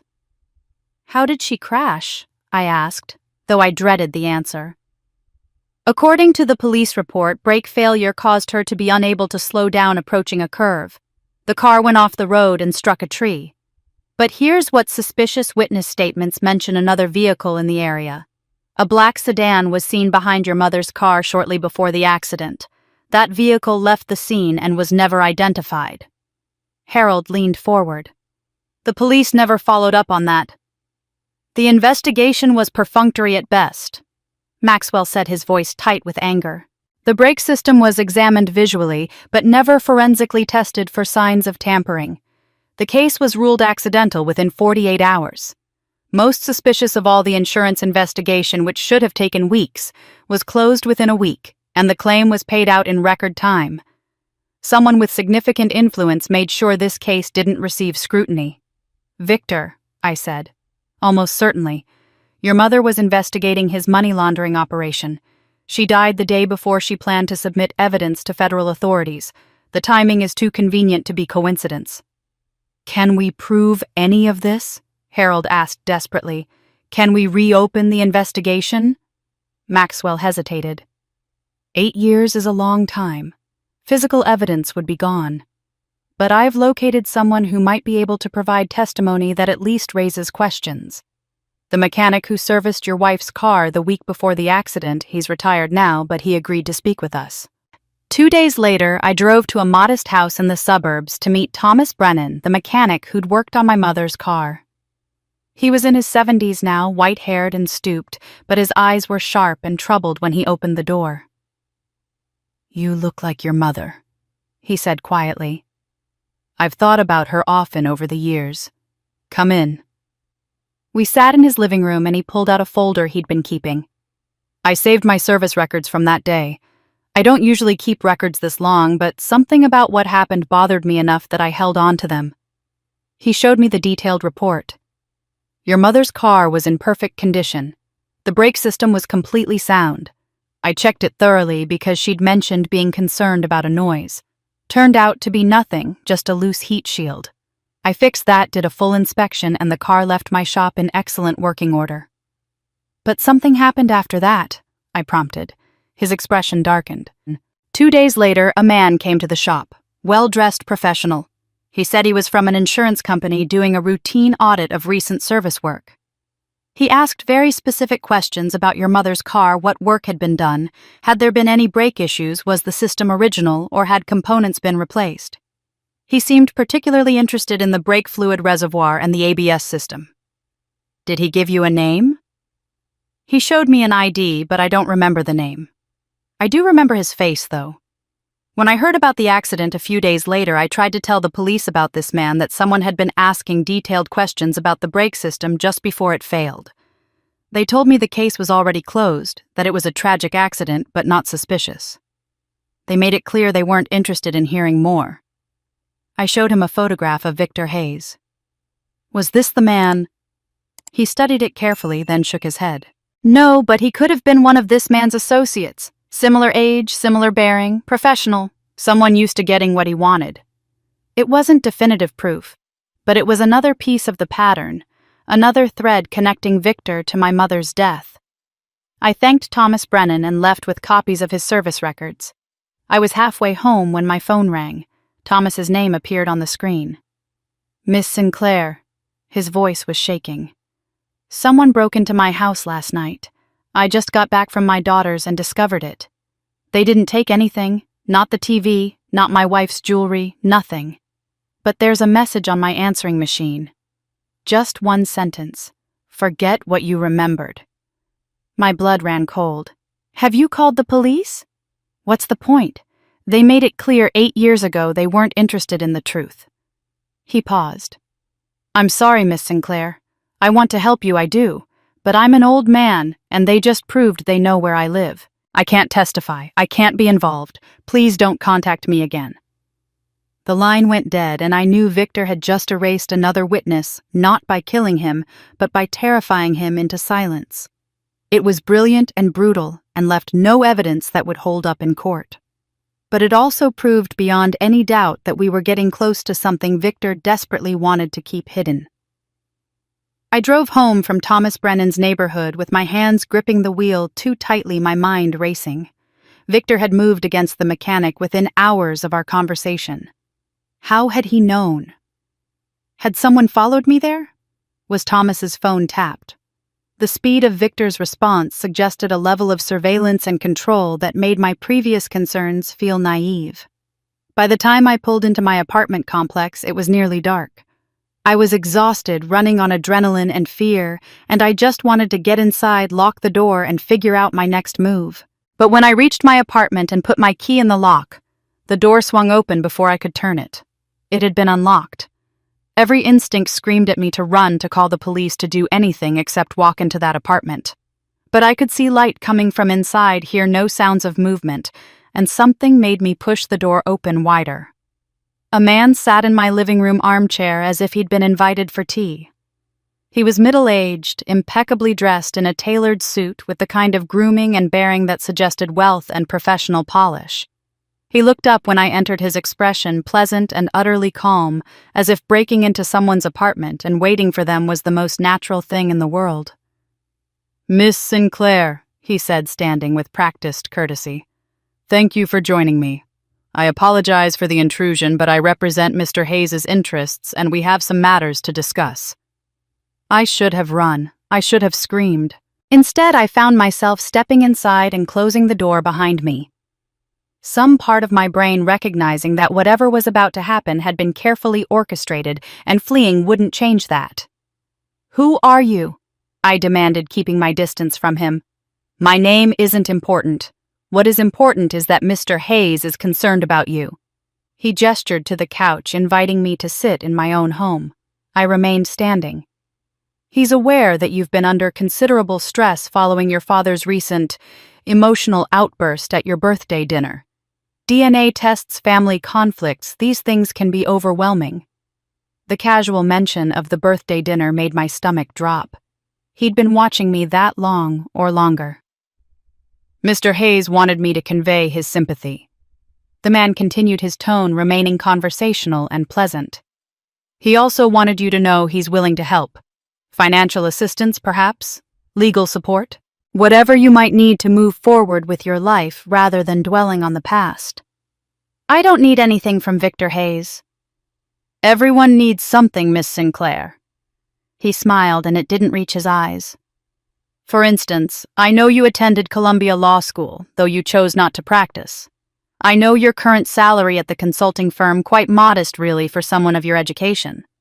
I know you had coffee at Brewster's Cafe this morning at 7:30, and that you visited a retired mechanic named Thomas Brennan this afternoon at 3:15. The specificity of the information paralyzed me with fear. He knew my schedule down to the minute. He knew about Thomas Brennan just hours after our meeting. "Mr. Hayes has substantial resources," the man said, standing and buttoning his suit jacket. "He has friends in legal circles, in law enforcement, and the media. He's a respected businessman with an impeccable reputation, whereas your family is—" He paused delicately. "Shall we say troubled? Your father's business is failing. Your sister is financially dependent on others. And you've been making wild accusations about a man who's done nothing but try to help your family over the years." "My mother investigated Victor for money laundering," I said, forcing my voice to stay steady. "She was going to expose him, and then she died." The man's expression didn't change. "Your mother's curiosity led her down a path that ended unfortunately. People who chase ghosts sometimes have accidents of their own. It would be tragic if history repeated itself." The threat was implicit but clear. He'd just told me my mother was killed and that I could be next, all without saying anything that could be used against him in court. He placed a business card on my coffee table. Just a phone number, no name, no company. "If you'd like to discuss a financial settlement that would allow you to move forward with your life to find peace, Miss Sinclair, call this number. Mr. Hayes is a reasonable man. He prefers to solve problems through conversation rather than confrontation." Then he walked past me to the door, paused, and turned back. "I hope you make the wise choice. Your mother, unfortunately, did not." The door clicked shut behind him, and I stood frozen in my living room for a full minute before my legs gave out, and I sank onto the couch. I called Maxwell immediately, my voice shaking as I described what had just happened. "He was in my apartment, Maxwell. He knew everything, and he basically admitted Victor killed my mother." "But he didn't say anything actionable," Maxwell said grimly. "That's how they operate. Intimidation wrapped in civility threats, disguised as concern. Nothing you could take to the police." "What do I do?" "First, you need to check your apartment for surveillance. If they knew you went to Thomas Brennan's house within hours, they're monitoring you somehow." I hung up and immediately started searching. I didn't know what I was looking for at first, but then I spotted a tiny device no larger than a button attached inside my smoke detector. My hands shook as I examined it without touching it. Then I found another one disguised as part of my desk lamp's fixture. I called a security firm that specialized in counter-surveillance, and a technician arrived within the hour. He swept my entire apartment with equipment I didn't understand, and the grim expression on his face told me everything before he spoke. "You've got 4 devices," he said, showing me where each had been placed. Sophisticated equipment, voice-activated, transmitting to a remote receiver. Whoever installed these is a professional, not some amateur stalker. This is expensive tech, probably military grade. You're dealing with someone with serious resources and connections. How long have they been here? Hard to say definitively, but based on the battery levels, I'd estimate at least 2 to 3 weeks. 3 weeks. Every conversation with Maxwell, every phone call with Harold, every plan we'd made, every piece of evidence we'd discussed, Victor had heard all of it. He'd been 2 steps ahead the entire time because he'd been listening to us plan our moves. The technician removed the devices and did another sweep to make sure there weren't others. I'd also recommend checking your car, your office, anywhere you spend significant time, and assume your phone might be compromised too. After he left, I sat in my now supposedly secure apartment and tried to process the full scope of what Victor had done. This wasn't just intimidation. This was complete surveillance, total information dominance. He'd known about Thomas Brennan because he'd heard me discuss him with Maxwell. He'd known my schedule because he'd been tracking my movements. Every advantage I thought I had was actually an advantage for him. My phone rang. Maxwell's name appeared on the screen and I almost didn't answer, wondering if even this call would be monitored. "Brooke?" His voice was tight with tension. "We have a serious problem. Someone sent me a package this morning. I just opened it and—" He paused, and I could hear him trying to steady his breathing. "It's a page from your mother's will. The original addendum, the one that was supposed to be locked in my vault. Someone got into my vault and photographed it." My blood turned to ice. If Victor could access Maxwell's secured vault, then nowhere was safe. Nothing was protected. We weren't just fighting a wealthy man with connections, we were fighting someone who had complete control over the very systems that were supposed to protect us. I was at Maxwell's office within 20 minutes, having driven through morning traffic with my heart pounding. He met me at the elevator, his usual composed demeanor completely shattered. I'd never seen him look rattled before, but now his tie was loosened, his hair disheveled as if he'd been running his hands through it repeatedly. "Come," was all he said, leading me to his private office and locking the door behind us. On his desk sat an unmarked manila envelope. Next to it lay a single sheet of paper, a photocopy of what was clearly a handwritten document. My mother's distinctive cursive filled the page, and even from across the desk I recognized her handwriting. "This was delivered to the front desk this morning," Maxwell said, his voice tight. "No return address, no identifying marks, just my name on the envelope. When I opened it and saw what it was," he gestured at the paper helplessly. "Brooke, this is a photocopy of the codicil to your mother's will, the addendum she added in the final weeks of her life, the one that's supposed to be locked in my vault." I sank into the chair across from him. "Someone got into your vault." "That's what's impossible about this. That vault requires 2 forms of access, my personal code and a physical key held by bank security. Only 3 people have the combination: myself, my senior partner who's been with the firm for 30 years, and the head of bank security who manages the facility. The original document should be physically impossible to access without leaving a record. But someone did access it. Photographed it at minimum. They're sending us a message they can reach anything, penetrate any security access, any supposedly protected space." He pushed the photocopy toward me. "Read it. This is what your mother wrote in her final weeks." I picked up the paper with trembling hands. My mother's handwriting seemed to leap off the page, and I could almost hear her voice as I read the words she'd written 8 years ago. The codicil was dated October 12, 2017, just 2 weeks before her death. It began with legal language establishing this as an addendum to her existing will, then shifted into something more personal and urgent. If my death is ruled accidental but occurs during my investigation of Victor Hayes, the circumstances must be re-examined. I have documented evidence proving Victor's criminal enterprise, including money laundering, fraud, and manipulation of my husband, Harold Sinclair. Harold is a weak man, but not inherently evil. He has been coerced and manipulated. The evidence I've compiled should be turned over to federal authorities, not local police, as Victor has demonstrated connections at the state and local level that compromise those institutions. The next paragraph made my breath catch.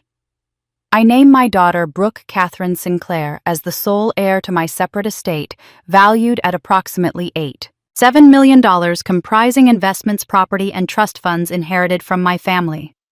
This estate is to be held in trust and released to Brooke when her legal status as Harold's biological daughter is confirmed through DNA testing. I specifically exclude Harold Sinclair and Lucia Sinclair from any claims to this estate. And then the lines that changed everything. Attached to this codicil are DNA test results proving Brooke's paternity. Harold Sinclair is her biological father, contrary to documents Victor Hayes provided to Harold approximately 20 years ago. Those documents were falsified by Victor as part of his campaign to psychologically torture Harold and destroy his relationship with his legitimate daughter. I had independent testing done through a certified laboratory, and the results are conclusive. Brooke is Harold's child. Victor's lie has poisoned our family for 2 decades, and I will not allow it to continue after my death. I read the words 3 times, tears blurring my vision. My mother had known everything. She'd understood Victor's manipulation, had proof of his crimes, and had taken concrete steps to protect me and expose the truth. The codicil was dated 2 weeks before she died. She'd been racing against time, knowing she was in danger, but determined to document everything before it was too late. "Where's the original?" I asked, my voice hoarse. Maxwell's expression darkened. "That's the problem. When I saw this photocopy, I immediately went to the vault to check the original. It should have been in the sealed file with the rest of your mother's estate documents."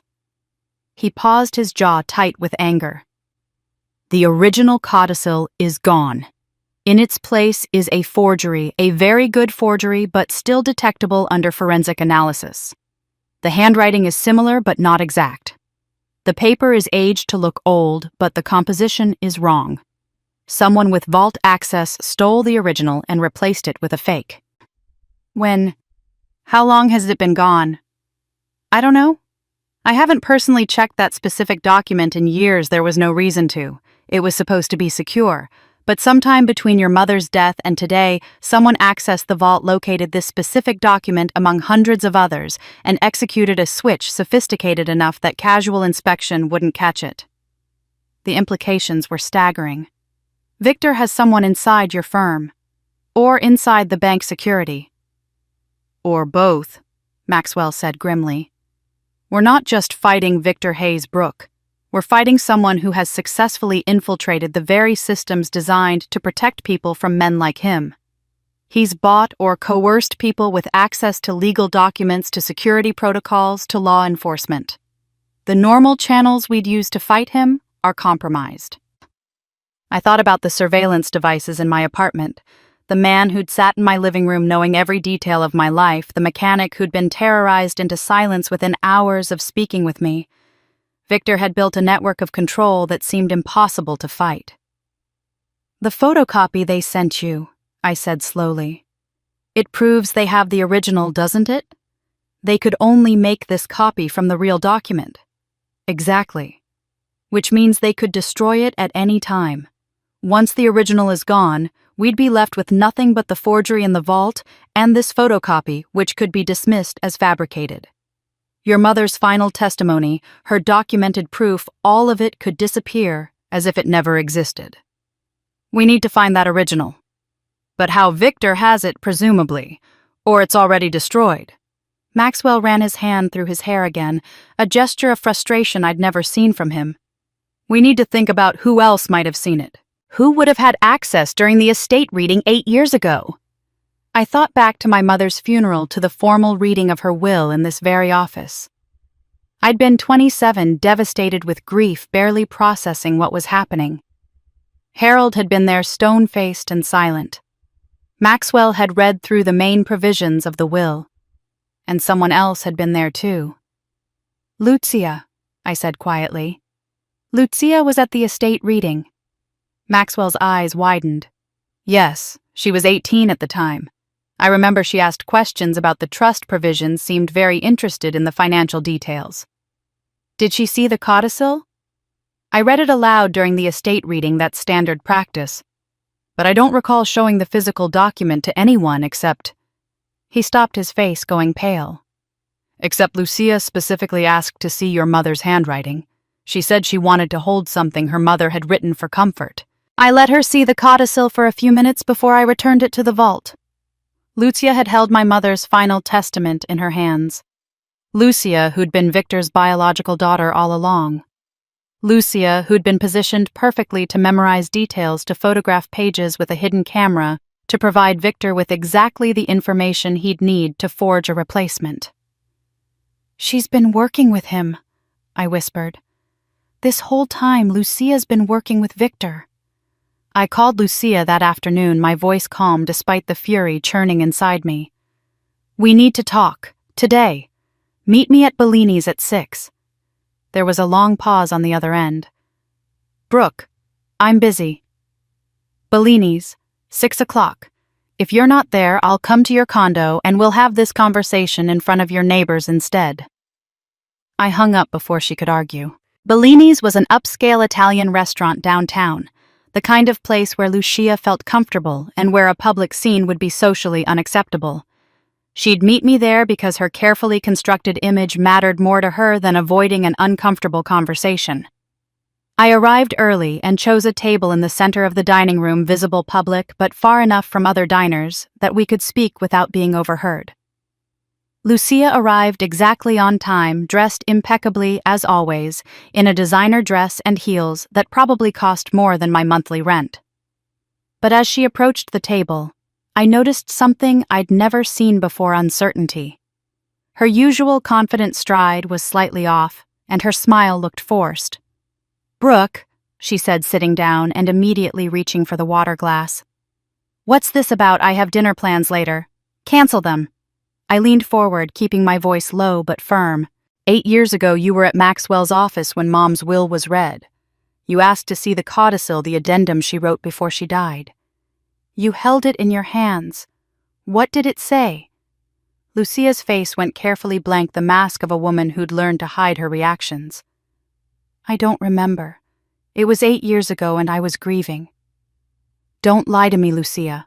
Not anymore. I pulled out my phone and showed her the photocopy Maxwell had received. This document has disappeared from Maxwell's vault and been replaced with a forgery. Someone who saw the original could have provided details to create that forgery. You saw the original. I wouldn't. She stopped, her composure cracking slightly. Brooke, whatever you're investigating, whatever conspiracy theories you've come up with, I don't want to be involved. Victor Hayes, I said quietly, watching her face. The effect was immediate and undeniable. Lucia's carefully maintained composure shattered. Her face went pale and she gripped the edge of the table. Don't, she whispered urgently. Don't drag me into whatever you're doing with Victor. You don't understand what he's capable of. You think Harold is difficult, Victor is... She stopped, glancing around as if afraid he might somehow hear us even here. He's your biological father, isn't he? Lucia closed her eyes, and for a moment I saw past the designer clothes and perfect hair to something vulnerable underneath. When she opened her eyes again, they were wet with unshed tears. How long have you known? I asked more gently. Since I was 20. Victor told me himself. Her voice was barely audible. He showed me DNA results, explained that he and Mom had been in love before she married Harold. He made it sound romantic, like some great tragic love affair. He said Mom chose Harold because he was weak and offered security, but that she'd realized her mistake and come back to Victor. He painted himself as the wronged party, the man who truly loved her, while Harold was just a means to an end. And you believed him? I was 20 years old, Brooke. I'd grown up watching Harold be cold to you and warm to me, and I didn't understand why.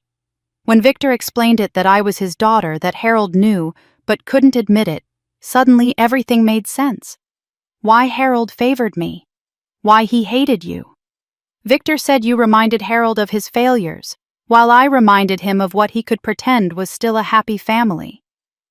The waiter appeared, and we both ordered wine we didn't want just to make him leave. When he was gone, Lucia continued, her voice trembling. Victor started supporting me financially after he told me the truth. The boutique startup money, the condo, the car. Harold thought it was family money I'd inherited from Mom. But it was Victor. He said he wanted to take care of his daughter since he couldn't claim me publicly. For years, I thought he was being generous, being a real father. I didn't understand he was buying my silence. You helped him, didn't you? With the codicil? Lucia shook her head frantically. I didn't mean to. I didn't know what he was planning. He asked me about the estate reading, said he wanted to understand what provisions Mom had made since he'd cared about her so much. I told him what I remembered. I described the codicil, mentioned that it named you as sole heir, that it talked about DNA results proving you were Harold's daughter. I thought I was just sharing family information with someone who'd loved my mother. Did you photograph it? No. I swear, Brooke, I didn't. But She stopped, looking ashamed. I told Victor everything I could remember about what was written. I was detailed because he seemed so interested, so caring. I didn't realize I was giving him exactly what he needed to create a forgery. I wanted to be angry, but looking at my sister's face, I saw someone who'd been manipulated just as thoroughly as Harold had been. Victor had played on her insecurities, her desire to feel special, her need to understand her place in the family. He'd groomed her from age 20, building dependence and loyalty, while positioning himself as her protector. There's something else, Lucia said quietly. Something I've never told anyone. A few weeks before Mom died, I was home from college for fall break. I came home late one night and heard voices in the garage. Mom and Victor were arguing. My pulse quickened. What were they saying? I couldn't hear everything, but Victor was furious. Really furious in a way that scared me. He said something about Mom making a terrible mistake about how she didn't understand what she was doing. And Mom... Lucia's voice cracked. Mom said, I won't let you use my children as pawns anymore. I'm going to the authorities and there's nothing you can do to stop me. What did Victor say? He said, if you go to the authorities, I'll make sure Harold and your daughters pay the price. You think you can expose me and walk away? You think I'll let you destroy everything I've built? Mom's voice got really quiet then, but I heard her say, I'm not afraid of you anymore, Victor. I felt cold all over. You heard him threaten her. You heard him threaten us. And you never told anyone. Tears were streaming down Lucia's face now. A week later, she was dead. And Victor came to me at the funeral. He took me aside and said, I hope you understand that sometimes people make dangerous choices and face dangerous consequences. I'd hate to see anyone else in your family make those same mistakes. I understood the threat. If I said anything about what I'd heard, I'd be next. Lucia, do you have any proof of this conversation? She looked at me for a long moment, then slowly pulled out her phone. I recorded it. I was scared something bad would happen, so I turned on my phone's voice recorder before they realized I was there. I've kept it all these years, too afraid to delete it, too afraid to share it. She played the recording, and I heard my mother's voice for the first time in 8 years, strong and defiant in the face of Victor's threats. The rage in Victor's voice was terrifying, barely controlled violence wrapped in words. When my mother said she wasn't afraid of him, there was a long pause, and then Victor's reply chilled me to the bone. Then you're a fool, Catherine. Fools who threaten me tend to have very short lifespans. Days later, my mother was dead. Why are you showing me this now? I asked Lucia. Because I'm tired of being afraid, she whispered. Because Victor has been controlling me for 12 years, and I'm finally realizing that what I thought was love was just another form of manipulation. Because you're my sister, and I've treated you terribly, and maybe it's time to do the right thing, even if it costs me everything. I reached across the table and took her hand. We can protect you. Maxwell knows people, federal contacts who can't be bought. You don't understand, Lucia interrupted. Victor has people everywhere. The man who broke into your apartment, the surveillance devices. That's just what you found. You have no idea how deep his control goes. We talked for another hour, Lucia showing me text messages and emails that documented years of Victor's financial support and subtle manipulation. By the time we left the restaurant, I had the recording transferred to my phone and copies uploaded to 3 different secure locations. Thank you, I told Lucia as we stood outside. I know this wasn't easy. She nodded, still looking frightened, but also somehow lighter, as if a burden had been lifted. Be careful, Brooke. Victor doesn't lose, he doesn't forgive, and he doesn't forget. I watched her walk to her car, feeling a complicated mix of anger at her years of complicity and sympathy for how thoroughly she'd been manipulated. She'd been groomed by Victor since she was 20, fed a narrative that justified his control while masking it as love and protection. What I didn't see as I turned to walk to my own car was Lucia sitting in her Mercedes for a long moment before pulling out her phone. I didn't see her hands shake as she dialed a number, and I didn't hear her whisper into the phone, her voice breaking. She knows everything. She has the recording. I'm sorry I tried to, please don't hurt her. She's my sister. I spent the next 2 days organizing everything Lucia had given me. The recording of Victor threatening my mother was damning, but I needed to build a complete case. Financial records, witness statements, the timeline of events. Maxwell and I worked methodically, preparing to approach federal authorities with a package too comprehensive to ignore. On the second evening, I drove home exhausted, but cautiously hopeful. We were close. Victor had made mistakes, left evidence, and now his own daughter had turned against him. For the first time since this nightmare began, I felt like we might actually win. The first sign something was wrong was my apartment door. It stood slightly ajar, light spilling into the hallway from inside. My heart immediately started pounding. I pulled out my phone, finger hovering over 911, and pushed the door open wider. The devastation inside took my breath away. My apartment had been systematically destroyed. Furniture was overturned, cushions slashed, books swept from shelves. But this wasn't random vandalism or a burglary. My television still hung on the wall. My jewelry box sat untouched on the dresser. This was targeted personal destruction designed to send a message. Papers were scattered everywhere, copies of my mother's documents, though the originals were safely stored elsewhere. My laptop lay on the floor screen, shattered hard drive presumably destroyed. Kitchen cabinets hung open, dishes smashed. But the worst was my bedroom. On the wall above my bed, someone had spray painted in red letters 2 feet high, "Last warning." I stood frozen, phone in hand, trying to process the violation of my personal space, the clear escalation from surveillance and threats to physical destruction.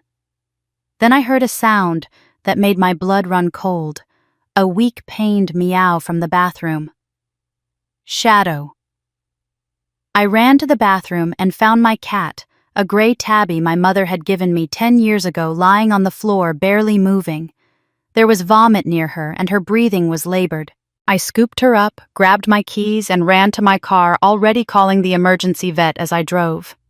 The vet confirmed what I'd feared. Shadow had been poisoned, likely with antifreeze mixed into something appealing. "You got her here just in time," the vet said grimly. "Another hour and she wouldn't have made it. We'll need to keep her for a few days, but she should recover." I sat in the vet's waiting room, shaking with rage and fear. Victor had been in my home. He'd touched my things, destroyed my space, and poisoned an innocent animal, my mother's last gift to me, to prove he could hurt anything I loved. This wasn't just a warning. This was a promise of escalation. My phone rang. Harold's name appeared, and his voice when I answered was broken in a way I'd never heard before. Brooke, it's over. Victor's called in all the loans, every single one. I have 48 hours to repay debts I can't possibly cover. The business, the house, everything, it's all going to be seized. I'm going to lose everything. What are you talking about? The loan agreements I signed years ago with Victor's companies, he structured them so he could demand immediate repayment at any time. I thought they were standard business loans, but my lawyer just reviewed them. They're perfectly legal, and they're designed to give Victor the power to destroy me whenever he wants. He's exercising that power now. I closed my eyes, understanding immediately. This is because of me. Because I'm investigating him. He called me an hour ago. Harold said, his voice hollow. He said, "Your daughter is making poor choices, Harold. Perhaps if she sees what those choices cost the people around her, she'll reconsider." Then he hung up and had his lawyers serve me with repayment demands. 48 hours, Brooke. After that, I'm bankrupt. For the first time in my life, I heard Harold Sinclair sound truly defeated. Not angry, not authoritative, just broken. And despite everything he'd done to me, despite the 35 years of cruelty, I felt a flash of sympathy. He'd been Victor's victim long before I was. Victor had been systematically destroying him for decades, and now he was finishing the job to get to me. "Don't give up," I said, though I had no idea how to stop what Victor had set in motion. "Let me talk to Maxwell. There has to be something—" "Maybe you should stop Brooke," Harold interrupted. "Maybe we should just accept things. Victor is too powerful, too connected. Your mother tried to fight him, and look what happened. Now he's coming after you, after me, after everyone who stands in his way. Maybe survival means knowing when you've lost." I hung up and immediately called Maxwell. "Victor's escalating. He trashed my apartment, poisoned my cat, and just destroyed Harold's business. We need to move. Now go to the authorities before— You need to leave your apartment immediately." Maxwell cut me off. "Don't go back there. The poisoned cat was a test, Brooke. Next time it won't be an animal. Pack a bag if you haven't already, and meet me at this address." He gave me directions to a property outside the city. "It's a secure location, a friend's vacation house that's currently vacant. You'll be safe there while we figure out our next move." "I can't just hide." "You can't fight from a hospital bed or worse," Maxwell said firmly. "Victor is done playing games. He's showing you what he's capable of, and trust me, this is just the beginning. Move to the safe house tonight. We'll regroup in the morning." I picked up Shadow from the vet the next day and drove to the address Maxwell had given me. The house was an hour outside the city, a modest cabin on a wooded property with no neighbors in sight. It was isolated, quiet, and felt like a prison despite Maxwell's assurances that it was for my protection. I spent the next 2 days there, Shadow recovering slowly, me going through my mother's documents and trying to build our case while jumping at every sound. Maxwell visited once, bringing supplies and updates. Harold's business had officially filed for bankruptcy. Lucia had gone silent, not returning my calls. The mechanic who'd testified about my mother's car had moved to another state without leaving a forwarding address. Victor was systematically dismantling every piece of our opposition, isolating me, cutting off potential allies, demonstrating his absolute control. I felt the weight of it pressing down on me, the fear, the isolation, the growing certainty that my mother had been right to be terrified of this man. This was my lowest point. Alone in a safe house, my father's life in ruins, my sister too scared to help witnesses disappearing, and a man with unlimited resources determined to silence me permanently. I sat on the cabin's porch that evening, watching the sun set through the trees, and wondered if Harold was right. Maybe survival meant knowing when you'd lost. Then I remembered my mother's letter. "You're stronger than all of them combined. Remember that." She'd known this would be hard. She'd known Victor would fight back. But she'd also believed I could win, or she wouldn't have left me the tools to fight. I wouldn't give up. I couldn't. Not after everything my mother had sacrificed to give me this chance. That night I received an email from an address I didn't recognize. No subject line, just an attachment. Against my better judgment, I opened it. It was a forwarded email chain messages between Maxwell and someone whose name was redacted, discussing the Sinclair situation and ensuring the client's interests are protected. The language was vague, corporate, but one line made my blood run cold. We need to contain this before it reaches federal attention. The longer she pursues this, the more complicated it becomes for everyone involved. I read it 3 times, my mind refusing to accept what my eyes were seeing. Was Maxwell protecting me, or was he protecting Victor? Had I been trusting the very person who was working against me? I stared at that email for hours, reading and rereading the forwarded thread, until my eyes burned. Containing the Sinclair situation. Ensuring the client's interests are protected. Who was the client? Me or Victor Maxwell had been my mother's lawyer, her trusted confidant, the man who'd claimed to be waiting 8 years for me to walk through his door. But he'd also had access to every piece of evidence, every plan, every move I'd made. If Victor wanted to neutralize me, buying off the one person I trusted completely would be brilliant strategy. I mentally reviewed every interaction with Maxwell. He'd locked his office door when showing me documents. Was that for privacy or to prevent witnesses? He'd insisted I move to this isolated safe house. Was it for my protection or to keep me contained and monitored? He'd been the one to tell me about the vault breach, but what if he'd orchestrated it himself? The paranoia was exhausting, but I couldn't shake it. Trust was a luxury I could no longer afford. By dawn, I'd made a decision. I needed someone independent, someone Victor couldn't have gotten to, someone with the skills to verify what my mother's documents actually proved. I scrolled through my contacts and found a name I hadn't called in 3 years. Rebecca Chen, a forensic accountant I'd worked with at my consulting firm. We'd collaborated on a fraud investigation that had saved our client millions. She was brilliant, discreet, and she owed me a favor. "Brooke Sinclair," Rebecca said when she answered, surprise evident in her voice. "It's been forever. What's going on?" "I need help. Off the books. It's complicated and possibly dangerous." There was a pause then. "You've got my attention. What do you need?" I drove to Rebecca's office that afternoon, bringing copies of the financial documents my mother had compiled. I didn't mention Maxwell didn't tell her about the investigation beyond the basics. My mother had suspected money laundering. I was trying to verify her suspicions, and I needed an expert analysis. Rebecca spread the documents across her conference table, and I watched her expression shift from curious to focused to genuinely alarmed as she worked through the numbers. "This is sophisticated," she said after 2 hours. "Whoever set this up understood exactly how to exploit legitimate business structures for illegal purposes." She pointed to a series of transactions. "Look at this pattern. Victor Hayes's companies make what appear to be legitimate investments in your father's business. The money flows in, gets mixed with actual revenue from Harold's operations, then flows back out to different Hayes entities as consulting fees or management services. It's textbook money laundering." "Can you prove it?" "With these documents, absolutely. Your mother documented transactions going back 20 years. The pattern is undeniable." Rebecca pulled up a spreadsheet she'd created. "But here's what's interesting. Some of these documents have Harold's signature authorizing the transactions.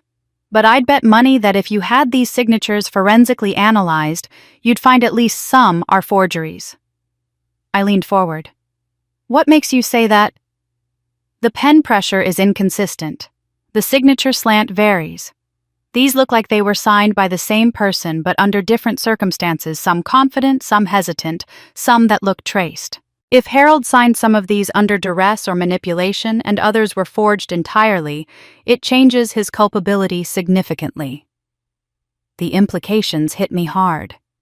Harold had participated in Victor's scheme, yes, but perhaps not willingly.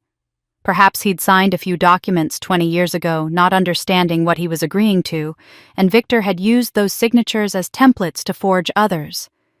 It would explain why Harold seemed weak rather than evil, manipulated rather than mastermind. "What happens if this goes to federal prosecutors?" I asked. Rebecca's expression turned serious. "Victor Hayes goes to prison for decades. Money laundering on this scale, maintained over 20 years, involves multiple federal crimes. But Harold," she hesitated. Even if some signatures are forged, he'd still face criminal exposure. At minimum, he was negligent. More likely, prosecutors would view him as a co-conspirator, even if he was coerced.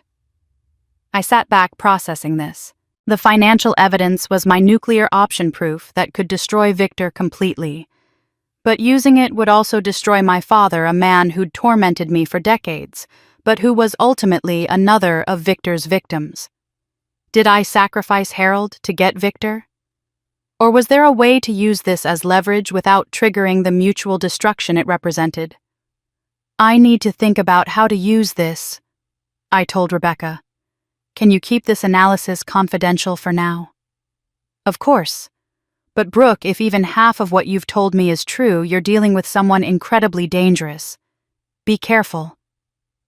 I returned to the safe house as evening fell, my mind churning with strategy. The financial evidence gave me power, but wielding it carelessly could hurt the wrong people. I needed time to think, to plan, to figure out how to use this leverage without becoming the villain in my own story. My phone rang at 9 p.m. Maxwell's name appeared on the screen and every instinct told me not to answer, but I did, keeping my voice neutral. "Brooke," he said, and I immediately heard the tension in his voice. "We have a serious problem. My firm's document storage facility was broken into last night. They didn't take everything, just files related to your mother's estate case. Everything we had stored, gone." My heart sank even as my suspicion of Maxwell intensified. Was this real, or was this him covering his tracks? How is that possible? I don't know. The facility has security cameras, but somehow they accessed our specific storage unit and took only your mother's files. Nothing else was touched. His voice dropped. "Brooke, we need to meet. There's something else I need to tell you about that email you received." "What do you need to tell me about that email?" I asked, gripping the phone tighter. "Not over the phone," Maxwell said. "Can you meet me at the safe house in an hour? I need to show you something, and we need to talk about what happens next." He arrived exactly an hour later, looking more disheveled than I'd ever seen him. His usually immaculate suit was wrinkled, his tie was missing, and there were dark circles under his eyes that suggested he hadn't slept. "The storage facility break-in happened between 2 and 4 a.m. last night," he said, settling into the cabin's small living room. "The facility has cameras, security guards, biometric locks on every storage unit. It should have been impossible. But the security footage from that time window is corrupted. The system was undergoing routine maintenance scheduled by someone with administrative access. The maintenance created a 2-hour window where the cameras weren't recording. During that window, someone accessed our specific storage unit and took only files related to your mother's estate. They left thousands of other documents untouched. The precision of it was chilling. They knew exactly where to look, down to the specific box and file numbers. Whoever did this had inside information about our storage system, our security protocols, and exactly what they were looking for." Maxwell pulled out his tablet and showed me the security logs. "Look at this. The biometric scan that accessed our unit was registered to a maintenance worker who doesn't exist. The ID was created 3 weeks ago, authorized by someone in the facility's management, and used exactly once last night. Victor has someone inside the security company, or inside my firm, or both." Maxwell's voice was tight with frustration. "He's thought of everything, Brooke. The physical evidence your mother left, the original documents, the handwritten notes, everything that would have been admissible in court, it's gone." I studied his face, looking for any sign of deception, any indication that this was an elaborate performance. The email I'd received still haunted me. "Maxwell, I need to ask you something directly. Are you working for Victor?" He didn't look surprised by the question. Instead, he looked almost relieved that I'd finally asked it. "I wondered when you'd bring that up. You received an email, didn't you? A forwarded thread discussing the Sinclair situation." "How did you know?" "Because Victor sent you that email, Brooke. He wanted you to doubt me, to fracture the one alliance he couldn't buy or intimidate. It's brilliant, really make you question your own lawyer while he systematically destroys your evidence." Maxwell leaned forward, his expression intense. "Let me tell you something I haven't told anyone. 6 months ago, before you ever walked into my office, Victor Hayes approached me. It was at a charity gala, all very civilized, very public. He pulled me aside and made me an offer. What kind of offer? A substantial sum of money. He said he'd heard I was the attorney for Catherine Sinclair's estate, and he wanted to be informed if any of Catherine's children ever came asking questions. He framed it as concern for old friends, said he wanted to help the family through difficult times. He offered me $200,000 just to alert him if you or Lucia ever appeared. I felt sick. What did you say? I told him to go to hell. Maxwell's jaw tightened. Your mother was my client and my friend. She trusted me with her final wishes because she knew I couldn't be bought. I may have many faults, Brooke, but I don't betray the dead. After Victor's approach, I increased security protocols, moved the most sensitive documents to the supposedly high-security storage facility, and waited to see what his next move would be. This break-in, this is his retaliation for my refusal. How do I know you're telling the truth? You don't. Not with absolute certainty. But think about it logically. If I were working for Victor, why would I have given you your mother's letter in the first place? Why would I have shown you the financial records, introduced you to her entire investigation? I could have simply told you there was no estate, destroyed the documents myself, and you'd never have known the truth existed. He had a point. If Maxwell were compromised, he could have neutralized me months ago with far less effort. The email you received was crafted to sound incriminating while remaining ambiguous, Maxwell continued. Containing the Sinclair situation, meaning containing Victor's attempt to intimidate you. Ensuring the client's interests are protected, meaning protecting you, my client. But worded carefully to make you doubt everything. Victor is a master manipulator. This is what he does. I wanted to believe him. I needed to believe him because if I couldn't trust Maxwell, I had no one left. Show me proof. Show me something that proves Victor approached you.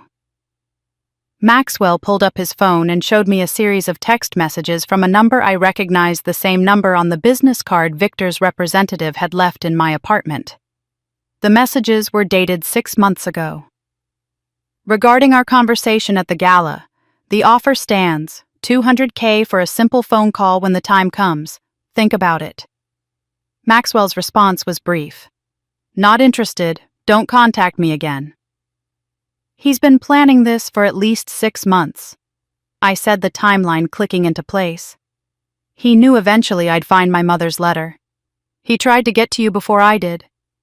And when that failed, he moved to plan B, make you think I'm his man on the inside. Brilliant and vicious. Maxwell put his phone away. But here's what Victor doesn't know. He stole the physical originals, yes. But those documents aren't the only copies that exist, are they? For the first time in days, I felt something like hope. No, they're not. Tell me you backed everything up. Multiple times, multiple locations. I pulled out my own phone and showed him the file structure I'd created. Cloud storage across 3 different services. External hard drives with copies left with Rebecca Chen and 2 other friends who don't know each other. Paper copies in a safety deposit box in Philadelphia under a false name that not even you know. Victor can steal the originals, corrupt Maxwell's files, destroy every piece of physical evidence he can find. But he can't steal what's already been distributed and hidden in places he doesn't know about. Maxwell actually smiled, and the relief on his face looked genuine. Your mother would be proud. She taught you well. She taught me to think 10 steps ahead and never put all my faith in one place. I felt a surge of gratitude for my mother's paranoia for the lessons embedded in her careful documentation. They can steal paper, but they can't steal the truth that's already backed up in a dozen places they'll never find. So we're not actually set back, we're just inconvenienced, I finished. The physical originals might have been more convincing in court, but digital copies are admissible evidence if we can prove chain of custody, and we can. We spent the next hour planning our next move. We'd give the documents to federal prosecutors, not local law enforcement. We'd include the recording Lucia had given me. We'd coordinate everything to happen simultaneously so Victor couldn't respond before it was too late. I was starting to feel like we had a real chance when I heard a vehicle approaching the cabin. Maxwell and I both froze. No one knew where this safe house was except him. No one should have been coming here. The vehicle stopped. I heard a car door close, then silence. Maxwell moved to the window, peering through the curtain. "Someone left a package on the porch. They're driving away now." We waited 5 minutes, then Maxwell retrieved the package, while I watched from inside phone, ready to call 911. It was a manila envelope, unmarked except for my name written in handwriting I recognized immediately. Lucia's handwriting. Inside was a single document, the original handwritten codicil my mother had written before her death, the one that had been stolen from Maxwell's vault and replaced with a forgery. And a note from Lucia on a torn piece of paper. "I'm sorry. For everything. Victor had this. I took it from his safe. He doesn't know yet. Use it before he realizes it's gone. Run, Brooke. He's coming for you tonight." I read Lucia's warning 3 times. "He's coming for you tonight." The words sent ice through my veins. "We need to leave," Maxwell said, already moving toward the door. "If Lucia's right, if Victor knows you have the codicil—" "Wait." I looked at the note again, reading more carefully this time. Below the warning in smaller, shakier handwriting, Lucia had added, "Brooke. I've been watching Victor panic since you started investigating. He doesn't know I kept this. Our mother gave it to me a week before she died and told me to hide it somewhere safe to give it to you if anything happened to her. I was too young and scared to understand then. I'm scared now too, but I think Mom would want you to have this. There's a storage unit. The key and address are enclosed. I'm sorry for everything. Be careful. L." I dumped the envelope's contents onto the table. Along with the codicil, there was a small brass key and a piece of paper with an address scribbled on it. Secure Storage Solutions Unit 247, 2 hours north of the city. Below that, Lucia had written one more line, rented under Mom's maiden name, Catherine Whitmore. "Your mother had another storage unit," Maxwell said, picking up the key. "Different from the one where we found the first documents. Apparently. And Lucia's had this key for 8 years. I felt a mixture of anger and understanding. Lucia had been 18 when my mother died, just a scared kid caught between a biological father she was learning to fear and a mother who'd entrusted her with something she didn't understand. She'd kept this secret for 8 years, and now she was finally breaking. "We go now," I decided. "If Victor's people are coming here, we don't want to be sitting ducks. And if there's more evidence in that storage unit, we need it before Victor figures out what Lucia did." We threw everything into my car, the codicil, my backup drive's shadow in her carrier, and drove north into the darkness. Maxwell kept checking the mirrors for following vehicles while I focused on the road, my mind racing with possibilities. What had my mother hidden that was important enough to give Lucia a separate key? What couldn't she trust to Maxwell's office or the previous storage location? The facility was on the outskirts of a small town, one of those generic self-storage places with rows of identical orange doors and security lighting that cast everything in harsh yellow. Unit 247 was in the back corner away from the main entrance. My hands shook as I unlocked the padlock with Lucia's key. Inside the unit was small but meticulously organized. Cardboard boxes labeled with dates and categories lined one wall. A laptop sat on a plastic storage bin sealed in a protective bag. And on top of everything, clearly meant to be found first, was a digital voice recorder with a note attached, "Press play." I picked up the recorder with trembling fingers and pressed the button. My mother's voice filled the small space and I nearly dropped the device. "This is Catherine Sinclair. Today's date is October 10th, 2017. Her voice was strong but strained, the voice of someone trying to stay composed while terrified. "If you're hearing this, I'm either dead or incapacitated. I've been investigating Victor Hayes for 8 months. I've documented his money laundering operation, his threats against my family, and his manipulation of my husband Harold." Maxwell and I stood frozen, listening. "But I fear I've made him desperate. He's been following me. I've seen the same car near my house, near my office places I go regularly. 2 days ago, I noticed brake fluid spots under my car that weren't there before. I took it to a mechanic I trust, and he said the system looked fine, but the spots worry me. I've informed Robert Maxwell of my concerns.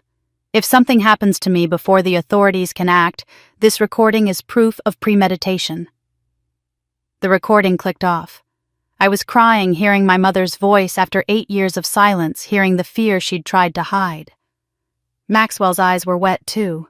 "There's more," he said quietly, checking the recorder's file list. "Multiple recordings." I played the next one, dated October 26th, 2 days before my mother died. Victor confronted me today in the parking garage at my office. He knows I've been collecting evidence. I don't know how, but he knows. He stood too close, invaded my space, and said, "Catherine, accidents happen to women who won't listen to reason." He smiled when he said it. Not a friendly smile. A promise. My mother's voice cracked slightly. "I'm terrified, but I won't back down. Brooke deserves to know the truth about this family. I've included DNA results in this storage unit proving she is Harold's daughter. Victor lied to Harold 20 years ago to turn him against his own child. I'm also including evidence that Lucia is Victor's biological daughter, though I'll protect that child regardless of her paternity. The financial documents prove Victor has been using Harold for decades. This must end even if—" Her voice broke entirely. "Even if I don't survive to see it end. Brooke, if you're hearing this, know that I love you. You're stronger than all of them. Finish what I started." I was sobbing now, and Maxwell had to take the recorder from my hands. We spent the next hour loading boxes into my car, my mother's voice echoing in my head, her fear and courage intertwined in those final recordings. As I carried the last box to the car, I glanced across the street, and my heart stopped. A black sedan sat in the parking lot of a closed gas station, engine running, and behind the wheel, illuminated by a streetlight, was the man who'd sat in my apartment, the man who represented Victor's interests. He'd found us. "Get in the car, now!" Maxwell's voice was sharp with urgency as he spotted the sedan. We threw the last box into the trunk and slammed it shut, Shadow meowing in protest from her carrier in the back seat. Maxwell took the driver's seat without discussion, and I was grateful my hands were shaking too badly to hold a steering wheel steady. As we pulled out of the storage facility, I watched the black sedan in the side mirror. It waited exactly 3 seconds, then pulled out behind us. "They're following," I said, my voice tight. "I see them." Maxwell accelerated onto the rural highway, heading back toward the city. The sedan accelerated to match. For a few miles it maintained a steady distance, and I almost convinced myself it was coincidence that we were being paranoid. Then the sedan sped up, closing the gap between us rapidly. "Call 911, Maxwell said, his knuckles white on the steering wheel. I pulled out my phone with shaking hands and dialed. 911, what's your emergency? We're being followed and the vehicle is trying to force us off the road. We're on Route 9 heading south. I looked for a mile marker. Just past mile marker 47. Can you describe the vehicle? Black sedan, tinted windows, license plate. I tried to see it, but the glare from the headlights made it impossible. I can't see the plate. Stay on the line. I'm dispatching officers to your location. Can you reach a populated area? We're on rural roads. There's nothing out here. The sedan suddenly accelerated and pulled alongside us. Maxwell swerved to keep from being sideswiped. The sedan matched our movement deliberately, trying to force us toward the shoulder. Through the tinted window, I could barely make out the driver's silhouette, but I knew it was the same man who'd sat in my apartment, who'd threatened me with corporate euphemisms and dead eyes. They're trying to run us off the road, I shouted into the phone. Officers are en route, estimated 10 minutes. 10 minutes might as well have been 10 hours. The sedan swerved into us again, and Maxwell had to brake hard to avoid collision. We fishtailed slightly on the dark highway, and my heart lurched into my throat. This was how my mother died, forced off the road, made to look like an accident. Hold on, Maxwell said through gritted teeth, and suddenly he was accelerating hard, pulling ahead of the sedan. For a moment I thought we might outrun them, but the sedan was more powerful and quickly caught up. Then I remembered. Turn left at the next intersection, I shouted.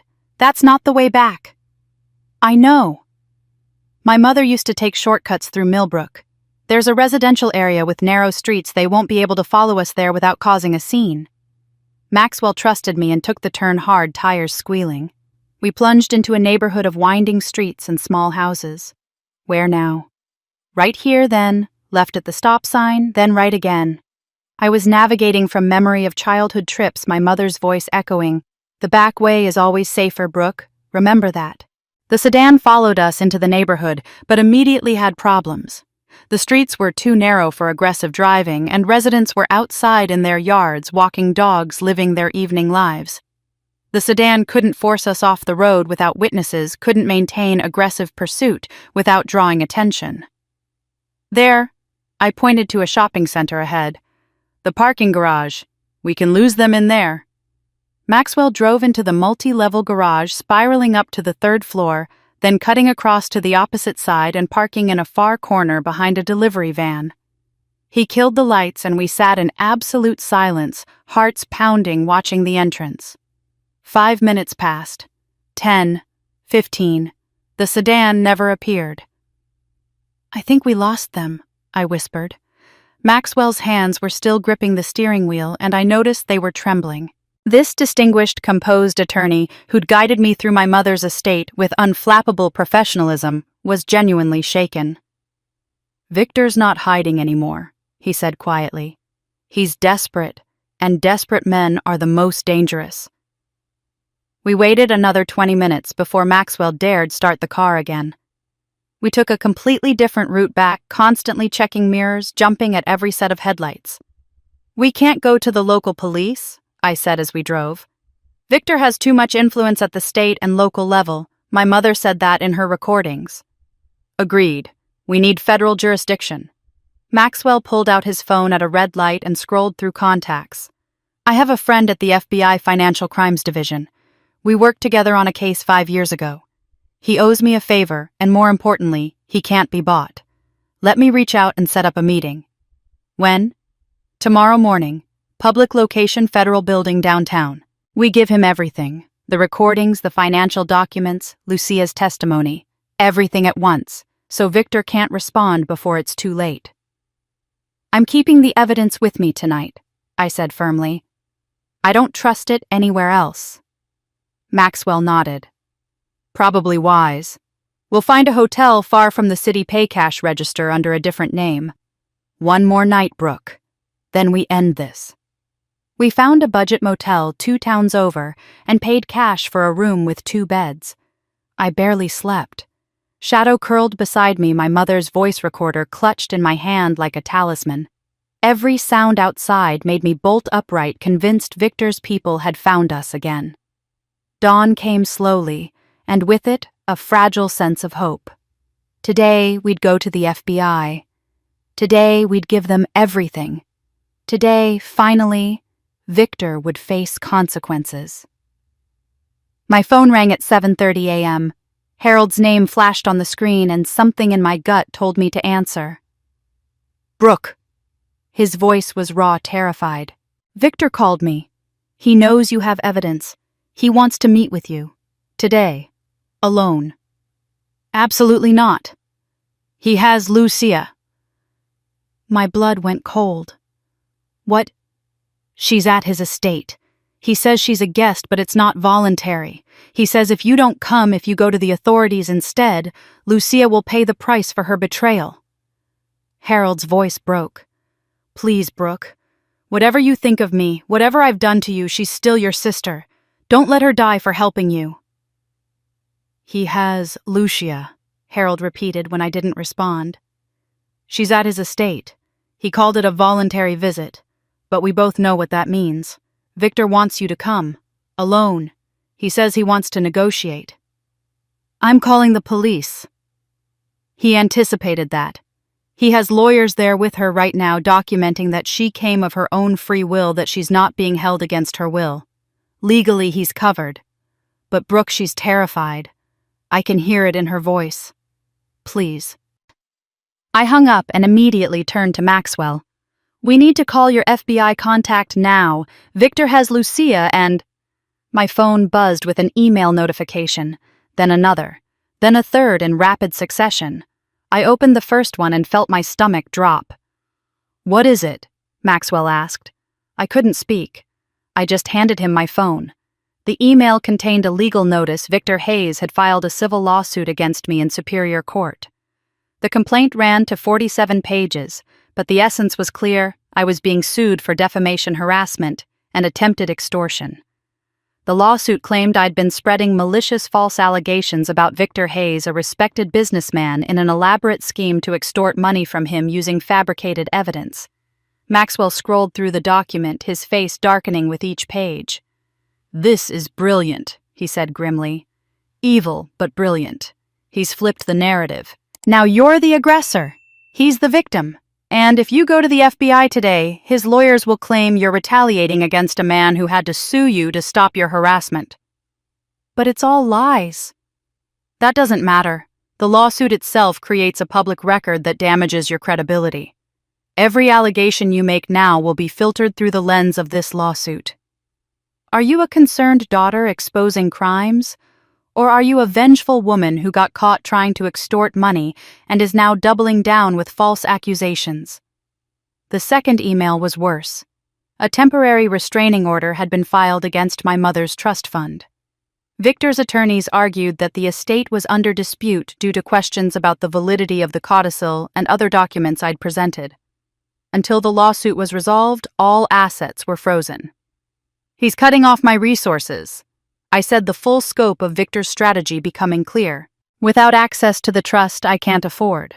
Extended legal battles, forensic experts, investigators, any of the resources you'd need to fight him in court." Maxwell set my phone down. "This is how Victor operates, Brooke. He doesn't need to hire thugs to break your legs. He uses lawyers to break your ability to fight back. By the time these frivolous cases are dismissed, and they will be dismissed eventually, you'll be exhausted broke, and your credibility will be so damaged that any evidence you present will be viewed with suspicion." My phone rang again. Harold calling back. "Victor wants to meet with you today," Harold said without preamble. "He's at his estate. He says he's willing to negotiate.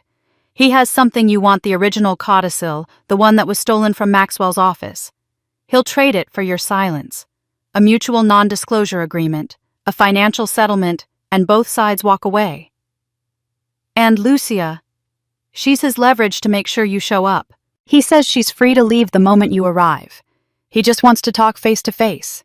No lawyers, no intermediaries. Just you and him." "It's a trap, Harold." "Of course it's a trap." Harold's voice broke. "But what choice do we have? If you don't go, God knows what he'll do to her. She betrayed him, Brooke. She stole from him to help you. He's not going to just let that slide. Please, I'm begging you. Whatever you think of me, whatever I've done to you, she's still my daughter, even if not by blood. Don't let her pay for helping you." The moral weight of his words crushed me. Lucia had finally done the right thing. She'd stolen the codicil from Victor's safe, given me the key to my mother's storage unit, provided evidence that could destroy him. And now she was paying the price for that choice. "I'll go," I heard myself say. "Brooke, no." Maxwell started. "What time?" I asked Harold. "He wants you there at noon. His estate. Come alone, or he says Lucia suffers the consequences." I hung up and looked at Maxwell. "I have to go." "It's a trap. You just said it yourself." "I know. But if I don't, he'll hurt Lucia. Or worse." Maxwell pulled out his tablet and brought up the lawsuit documents again, scrolling through them with focused intensity. Then he stopped, his face going pale. "What?" I asked. "Brooke, look at this. The filing date on the lawsuit, it says it was filed today, but look at the preparation dates on the exhibits. The evidence, Victor's lawyers compiled the witness statements, the documentation, it was all prepared weeks ago. Some of this dates back almost a month." I leaned over to see what he was pointing at. Document after document showed preparation dates from mid-November, even though we were now in early December. "He's been planning this specific endgame for weeks," Maxwell said slowly. "Long before we found the storage unit, long before Lucia gave you the codicil. Victor has been positioning pieces on the chessboard, preparing for this exact moment." The lawsuit, the restraining order taking Lucia, this isn't a reaction to what we've done. This is a premeditated strategy he's been building toward all along. The implications were staggering. Every move we'd made, every piece of evidence we'd found, every ally we'd gained, Victor had anticipated it all and prepared counter-moves in advance. We weren't just fighting a powerful man. We were fighting someone who'd been playing this game at a level we hadn't even understood. If he's been planning this for weeks, I said slowly, then he knows we'd never really trade silence for the codicil. He knows I'm going to keep fighting.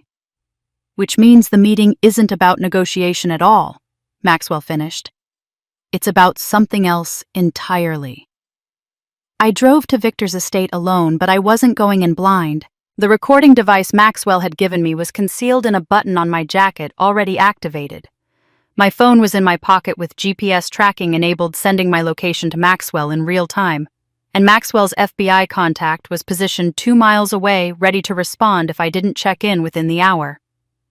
Victor's estate was everything I'd expected: sprawling grounds, manicured gardens, a house that looked more like a manor. Old money architecture housing new money excess. I parked in the circular driveway and walked to the front door, my heart pounding but my steps steady. Victor himself answered the door, which surprised me. No butler, no assistant, just him. He was dressed casually but expensively, and his smile was warm, grandfatherly, completely at odds with everything I knew about him. "Brooke," he said as if greeting an old friend. "Thank you for coming. Please come in. Can I offer you tea? Coffee?"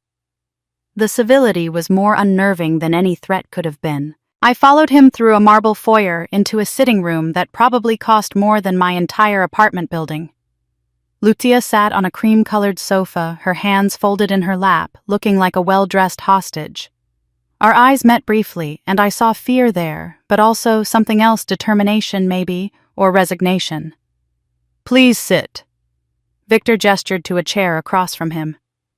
"I'm glad you agreed to meet. We have much to discuss about your mother and the misunderstandings that have plagued this family for far too long." "Misunderstandings," I repeated flatly. "Is that what you call manipulating my father for 20 years, lying about my paternity to make him abuse me, killing my mother?" Victor's expression didn't change. Strong accusations. But I think if you listen to my side of the story, you'll understand things differently. Your mother and I were going to build a life together, Brooke. We were young, ambitious, deeply in love. We had plans, a business, a future, everything mapped out. He stood and walked to the window, looking out over his perfect grounds. Then Harold Sinclair appeared. Old money, established family connections, immediate security, and Catherine, your mother, she chose him. Not because she loved him more, but because he offered certainty where I offered dreams. His voice carried genuine pain. Do you know what that does to a man, Brooke? To be told you're not enough, to watch the woman you love choose comfort over passion. So you spent 20 years punishing her for it. I spent 20 years building an empire, Victor corrected, turning back to me.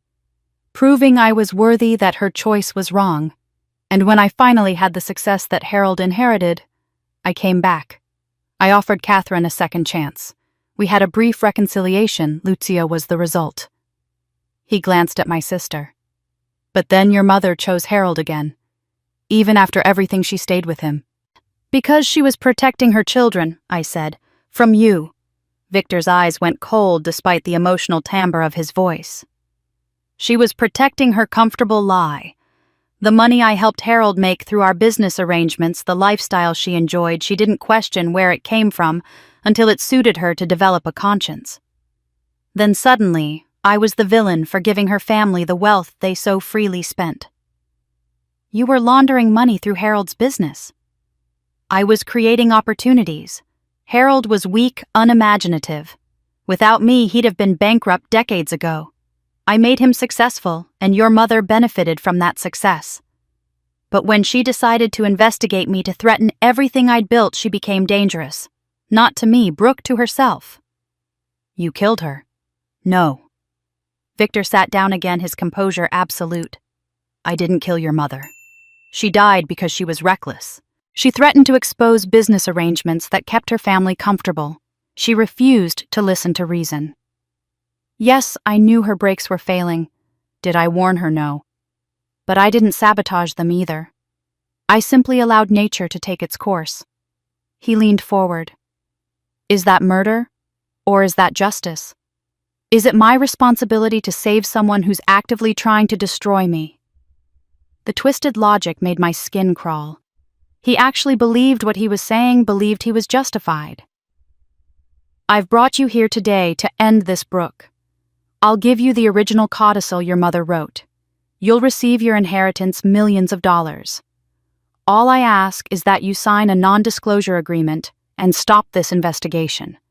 Your choice is simple: financial security and silence, or poverty and danger. Choose wisely. I opened my mouth to tell him exactly what he could do with his offer, but before I could speak, Lucia's voice cut through the room, shaking but clear. He's lying, she said, standing up. About Mom's death. He's lying, Brooke. I was there that day. I saw what he did to her car. The room went absolutely still. Victor's expression froze, and for the first time since I'd entered his estate, I saw genuine surprise on his face. What did you say? His voice was quiet, dangerous. Lucia stood up from the sofa, her legs visibly shaking, but her voice grew stronger as she spoke. I've stayed silent for 8 years because I was terrified of you, Victor. You've controlled me with money and threats since I was 20 years old. You made me dependent on you, made me complicit in your lies, made me believe I owed you my loyalty because you were my biological father. Tears streamed down her face. But I was 16 when Mom died. I skipped school that day. I was fighting with a friend and didn't want to deal with it. I came home early and saw your car in the driveway. I heard voices in the garage. Lucia, you need to stop talking, Victor said, his tone shifting to something cold and commanding. No. Lucia's voice cracked but held firm. I hid behind Mom's car. I watched you, Victor. I watched you open the hood and tamper with the brake line. You disconnected the brake fluid reservoir just enough that it would fail slowly, not immediately. You were so careful, so methodical. And when Mom came into the garage a few minutes later, getting ready to leave for her meeting, you smiled at her and said, "Be careful on your drive today, Catherine. Road conditions can be unpredictable." I felt like I couldn't breathe. This was it. This was the eyewitness testimony that proved Victor had murdered my mother. You're mistaken, Victor said smoothly. You were 16, upset about something, and your memory has distorted. I recorded it. Lucia pulled out her phone with trembling hands. I was a scared teenager who didn't know what to do. I didn't understand what you were doing to the car, but I knew it seemed wrong. So I turned on my phone's recording function and captured everything. Victor's composure cracked completely. You're lying. I wish I were. Lucia pulled up a file on her phone and played it. The audio quality was muffled. It had been recorded from a hiding spot by a frightened teenager, but it was clear enough. The sound of metal-on-metal tools being used. Victor's voice muttering to himself words I couldn't quite make out. Then footsteps, and my mother's voice bright and unaware. Victor, what are you doing here? Just checking on something for Harold. Your husband asked me to look at your car, said you mentioned a strange noise. That's sweet of him, but the mechanic checked it last week.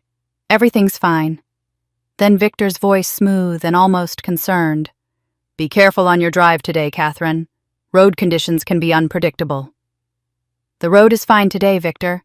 It's a beautiful morning. You never know when something might fail. There was a pause, and I could hear the weight of those words even through 8 years and a phone recording. Victor had told my mother to her face that something might fail, knowing he'd just sabotaged her brakes. I didn't understand then, Lucia said, her voice breaking. But 2 hours later, when the police came to tell us about the accident, I knew. I knew what you'd done, and I was too terrified to say anything because you'd already started grooming me, telling me I was your daughter, that you'd protect me as long as I stayed loyal to you. You've bought my silence with designer bags and luxury apartments for 8 years, Lucia continued, turning to face Victor fully. but you can't buy my soul.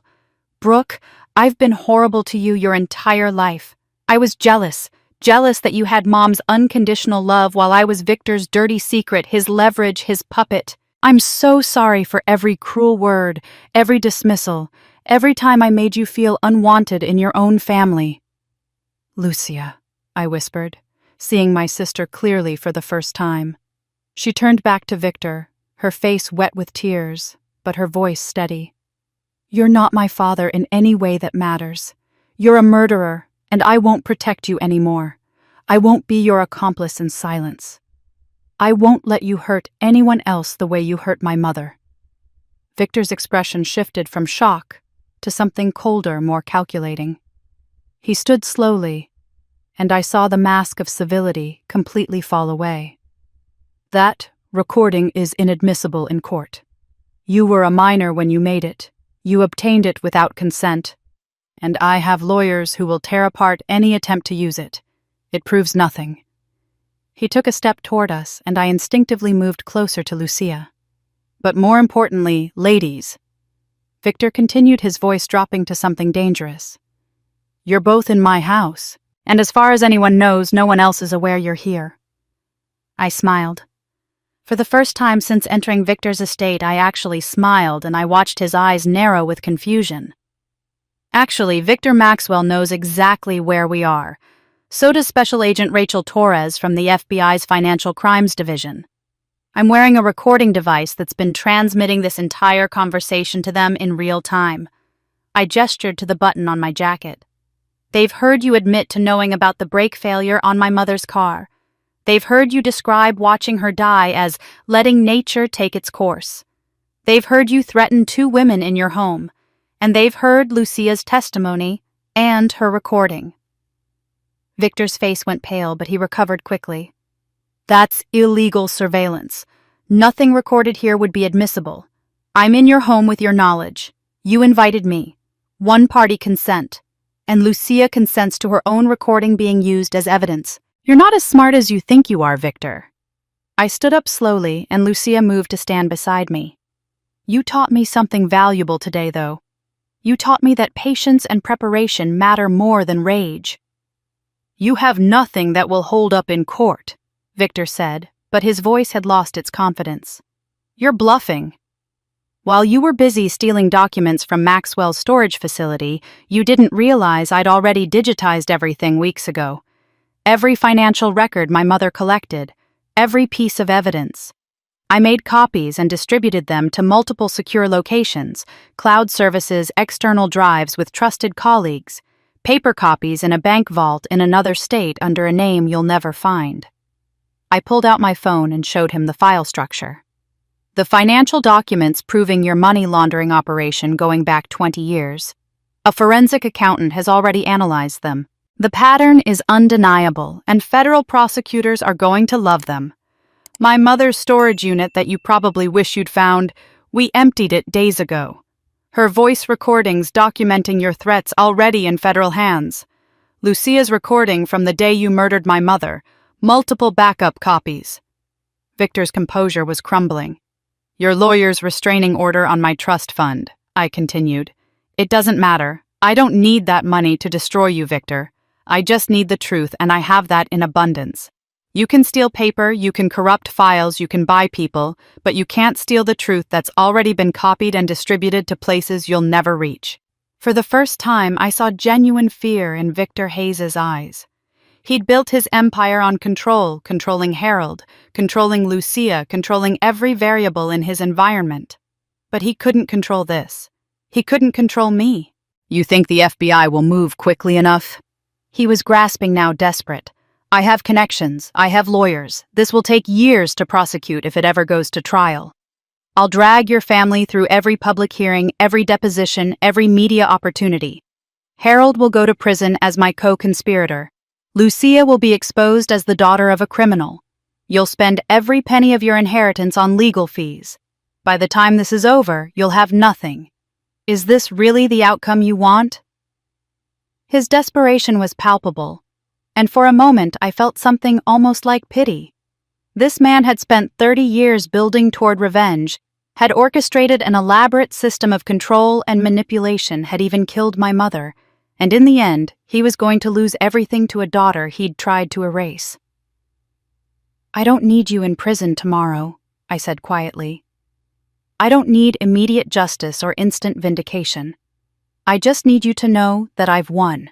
The truth is out, Victor. My mother's truth, Lucia's truth, the truth about who you really are. And you can't kill it. You can't buy it. You can't manipulate it away. It exists now in too many places known by too many people." Lucia reached for my hand, and I took it, feeling the trembling in her fingers. "You're making a terrible mistake," Victor said, but his voice lacked conviction. "The only mistake I made was waiting this long to finish what my mother started." That's when we heard them sirens in the distance growing louder. Victor heard them too, and his face went from pale to ashen. Maxwell hadn't waited for my check-in. The moment Victor had made his implicit threat, "No one knows you're here," Maxwell had called law enforcement. They'd been listening to everything, and they were coming. The sirens stopped outside, and moments later there was a firm knock at the door. Victor's carefully maintained composure shattered completely as he moved to answer it, and I saw what he'd probably never shown anyone before: genuine fear. Special Agent Rachel Torres entered with 3 other FBI agents and 2 local police officers as backup. She was professional, calm, holding several documents in her hand. "Victor Hayes, I'm Special Agent Torres with the FBI. We have federal search warrants for this residence, your offices at Hayes Development Group, and all associated properties. We're also serving notice that all your financial assets are frozen pending investigation into money laundering, fraud, and conspiracy charges." Victor wasn't handcuffed. There was no dramatic arrest scene like you'd see on television. White-collar criminals rarely get that treatment. Instead, Agent Torres handed him copies of the warrants while the other agents began the methodical process of securing the property, photographing rooms, preparing to box up documents and seize computers. "You're ordered not to leave the state," Agent Torres continued. "You'll be notified when to surrender for booking. I suggest you contact your attorney." The humiliation on Victor's face was profound.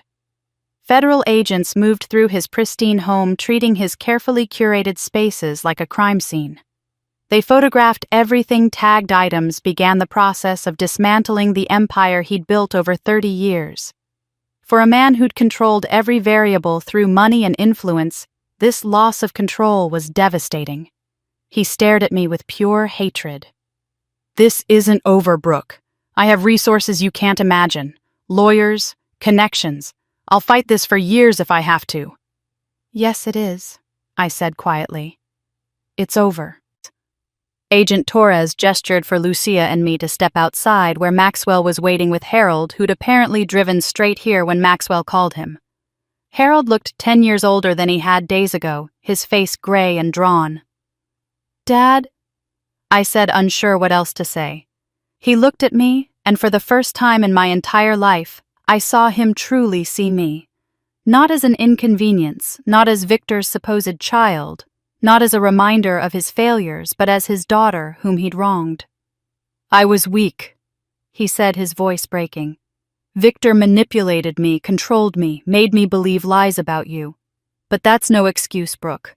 I abused my own daughter for 20 years. I destroyed your childhood based on fabrications I should have verified. I collaborated in Victor's crimes even if I didn't fully understand what I was doing." Tears ran down his face. "I deserve whatever legal consequences come.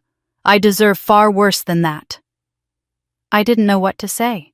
The apology I'd waited 35 years to hear had finally come, but it couldn't undo the damage. It couldn't give me back the childhood I'd lost, or erase the scars of constant rejection. Over the next week, Harold's attorney negotiated a plea deal with federal prosecutors.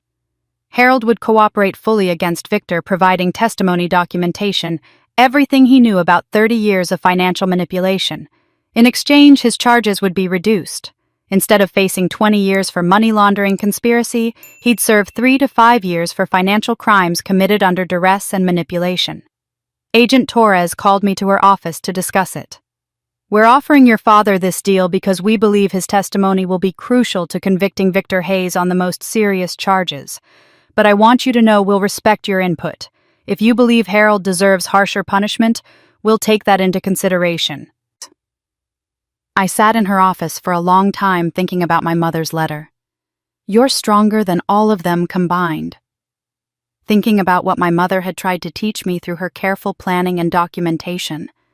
She'd wanted justice, but more than that, she'd wanted me to be free.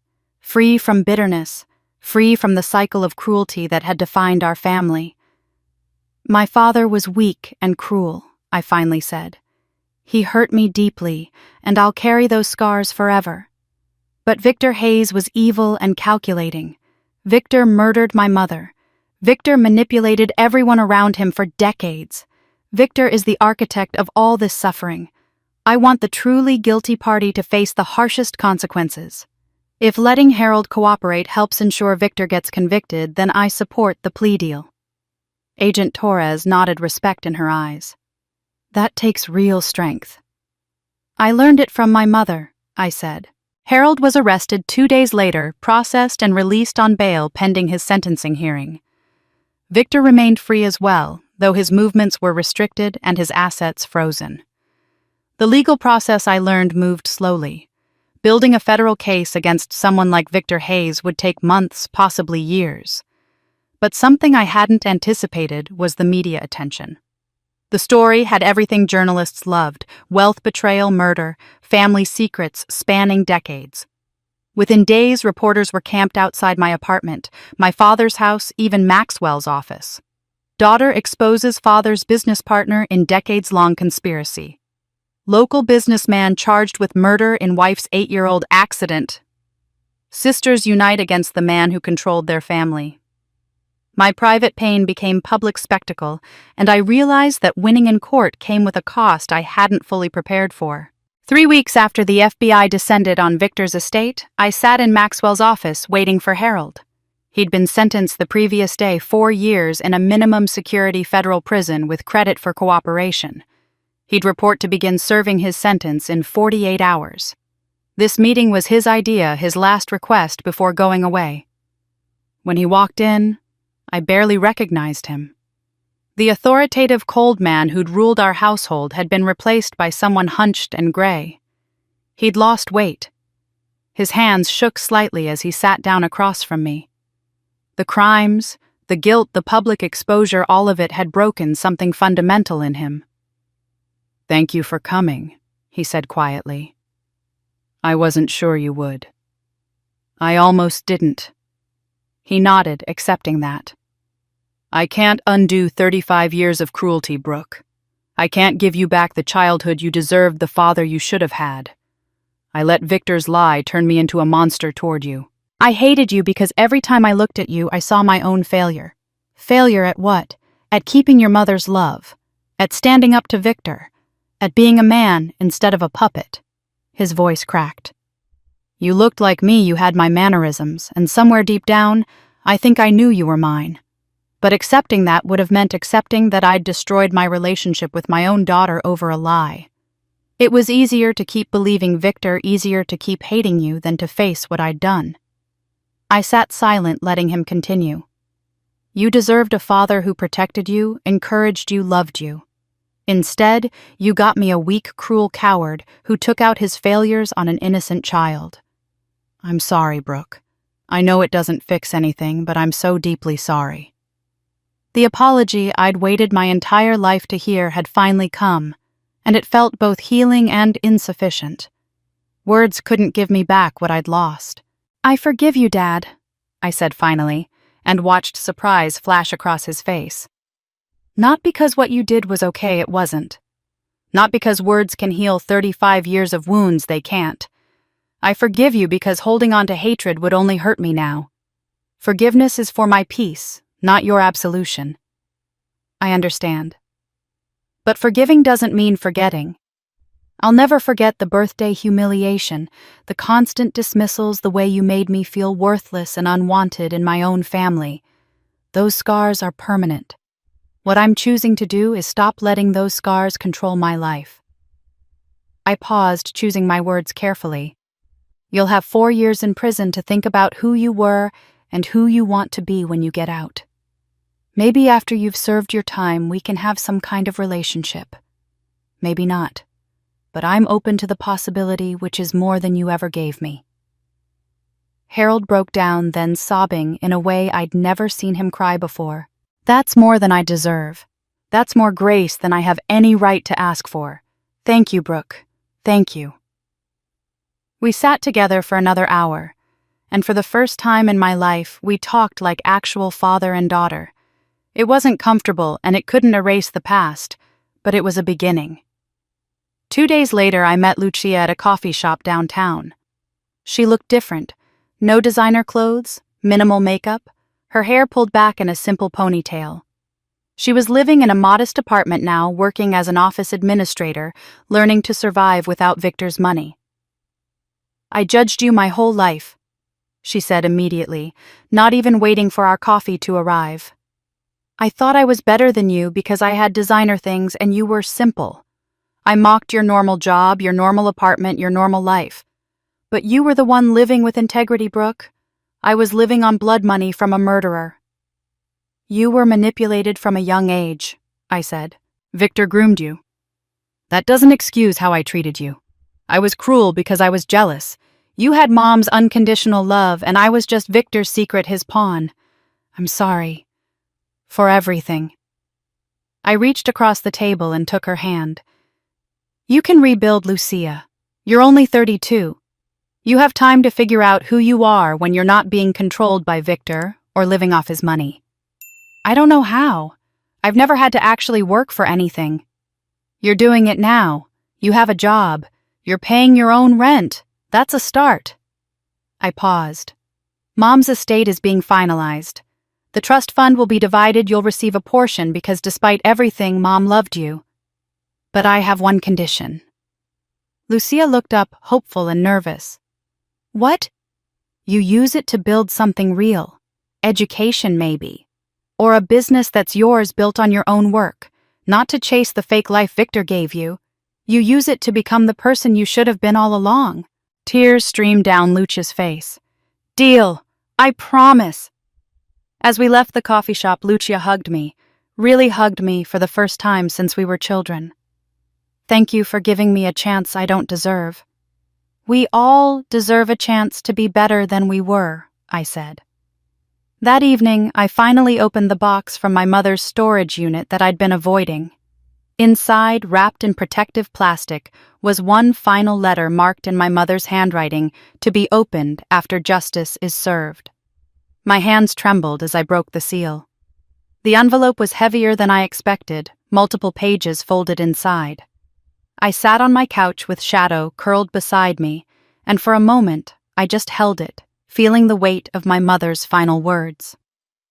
Outside, the city was alive with evening traffic and distant sirens. But inside my apartment, everything was still. I opened the letter and my mother's handwriting filled my vision, the same elegant cursive I'd seen on birthday cards and grocery lists, and the note she'd left in that first envelope 8 years ago. But this was different. This was longer, more personal, written in the voice of a woman who knew she might not survive to say these things out loud. My dearest Brooke, if you're reading this, it means you've done what I couldn't. You've exposed Victor and freed this family from his control. I'm so proud of you, though I won't be there to tell you in person. I was already crying and I'd only read 2 sentences.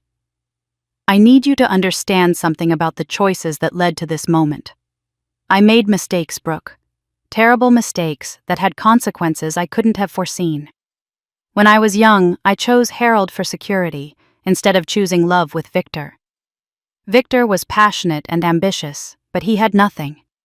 Harold had everything, money, connections, a guaranteed future. I chose the safe path, and that choice set off decades of consequences. My mother's honesty was devastating. She wasn't trying to be the perfect martyr in this letter. She was being human, flawed, real.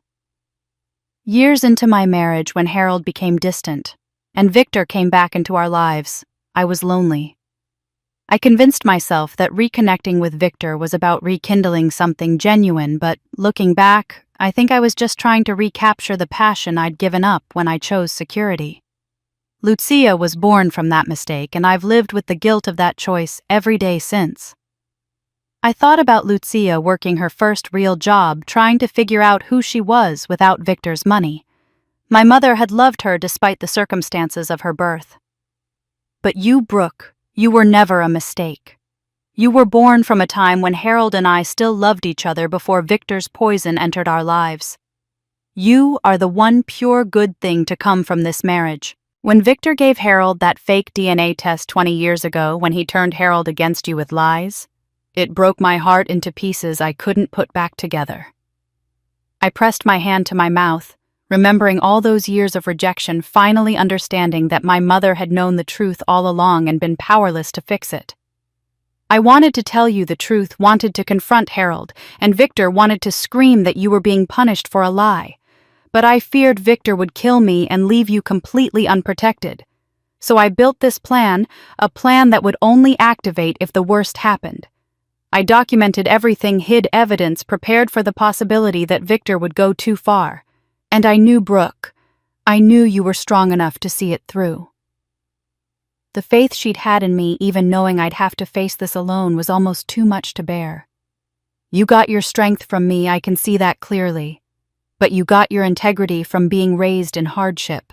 In a strange, terrible way, Harold's cruelty made you resilient.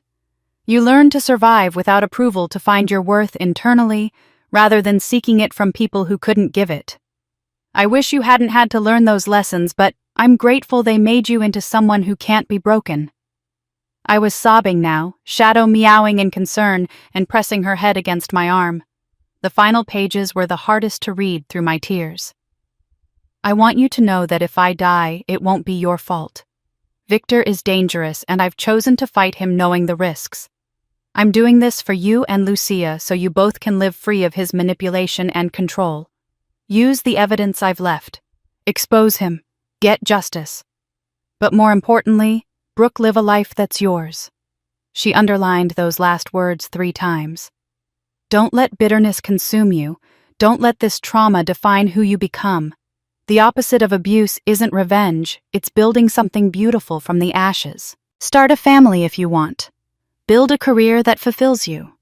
Travel, love, find joy in small things. And if you're able, help other women who've been controlled and belittled by powerful men. That's how you honor my memory, not by dwelling on what was taken from us, but by refusing to let that theft determine your future. The letter was signed simply, I love you forever, Mom. I sat there for an hour reading it over and over, feeling the weight of my mother's love and sacrifice settle into my bones. She'd known she might die. She'd chosen to fight anyway. And she'd prepared everything so that I could finish what she started and then move forward into a life she'd never get to see. That's when I knew exactly what I needed to do. 6 months later, I stood in a converted warehouse in downtown, looking at the sign that read, The Catherine Sinclair Foundation for Women's Empowerment. The space was filled with people, lawyers offering pro bono services, financial advisors, teaching money management, counselors trained in helping women escape toxic relationships. And women who needed help, who'd been where I'd been, who were finding their way out of situations they'd thought were inescapable. Today was our official opening, and I was about to give a speech that would transform my private pain into public purpose. I stepped up to the microphone, looking out at the faces gathered in the foundation space.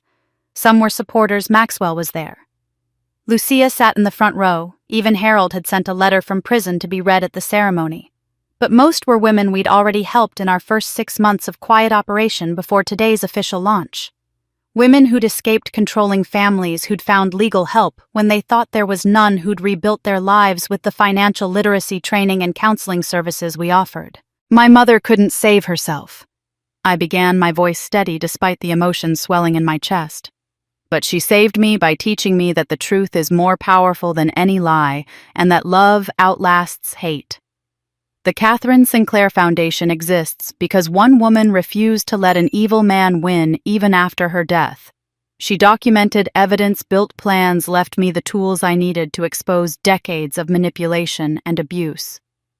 I glanced at my mother's photograph on the wall behind me, young, smiling, full of the life that Victor had stolen. We honor her by helping others refuse to be victims, by providing legal aid to women fighting toxic family situations, by offering financial education so women can build independence, by creating a community where women who've been told they're worthless can discover their true value. I paused, feeling tears threatening.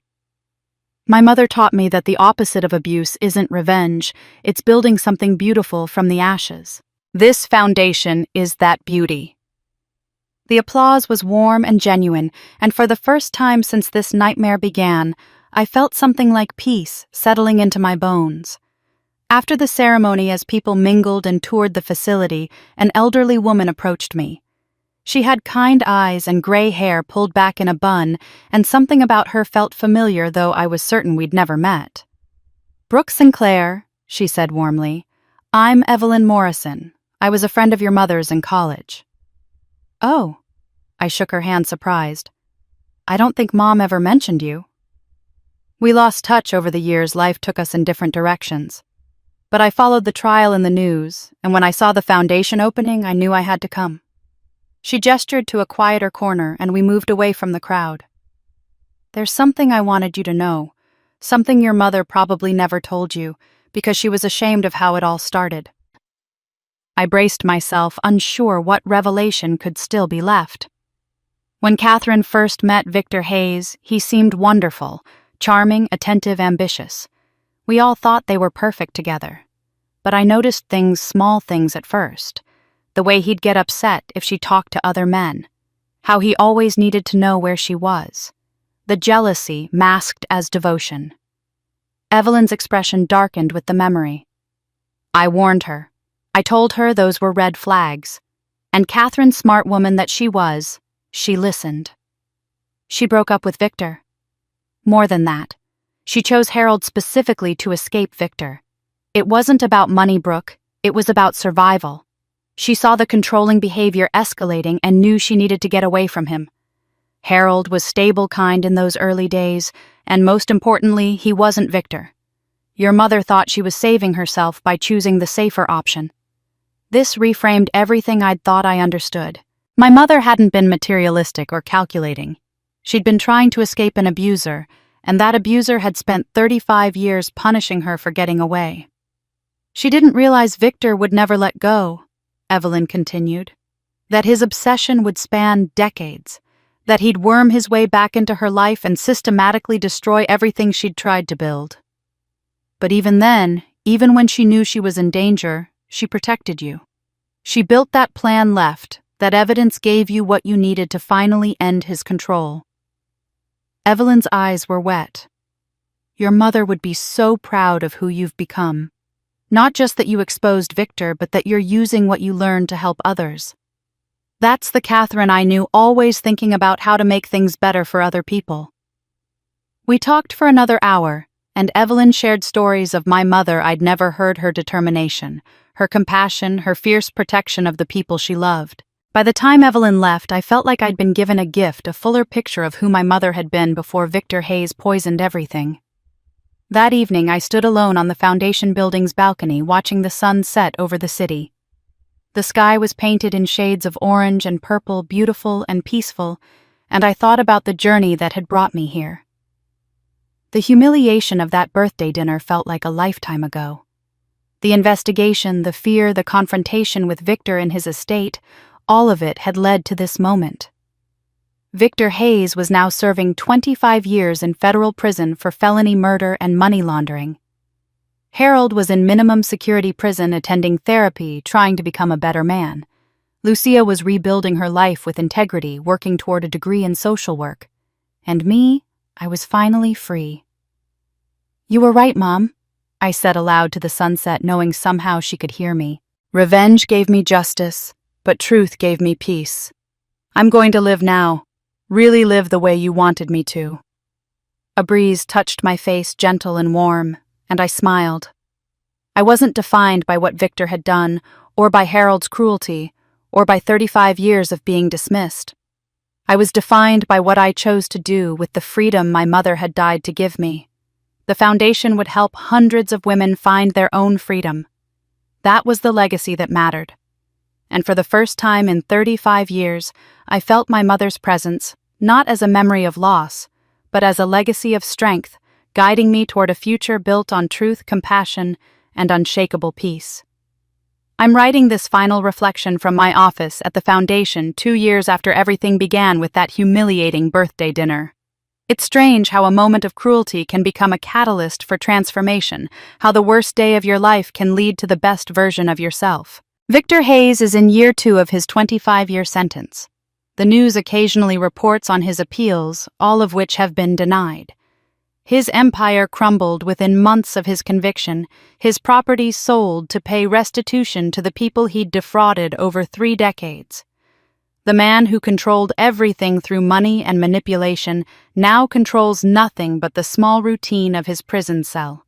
Harold was released 6 months ago after serving 3 years. We have coffee once a month now, awkward conversations that are slowly becoming something resembling a relationship. He's different, humbled, genuine, trying. He volunteers with us at the foundation, sometimes speaking to families about the dangers of manipulation and the importance of questioning what you're told. He can't undo the past, but he's trying to build a different future.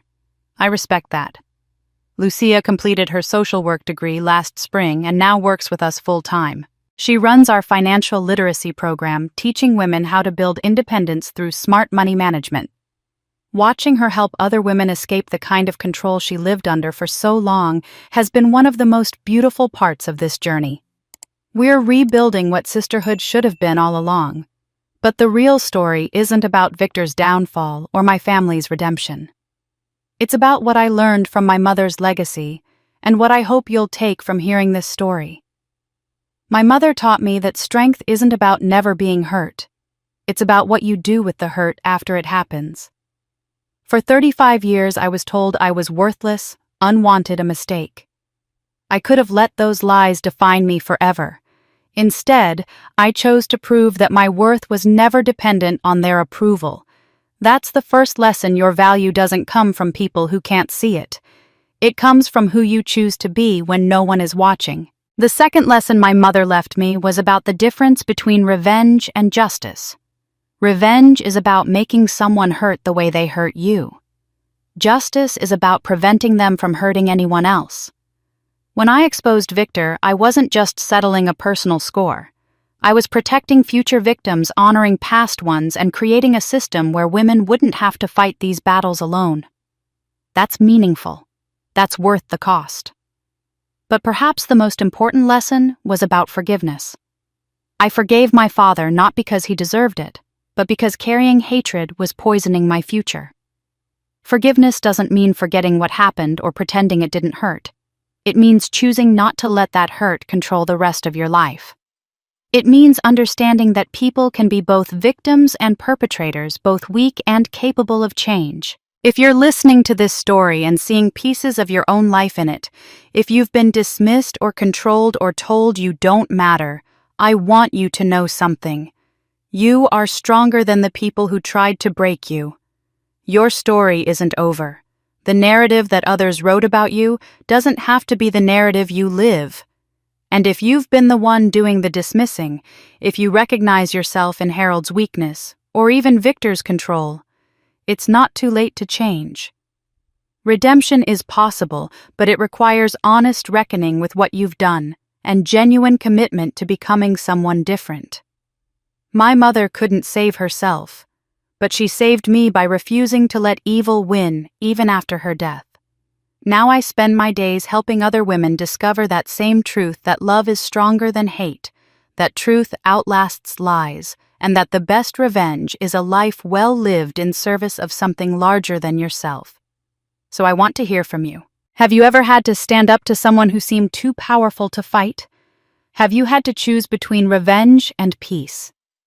How did you find your strength when everything seemed impossible? Share your story in the comments below. Your experience might be exactly what someone else needs to hear today to find the courage to take their first step toward freedom.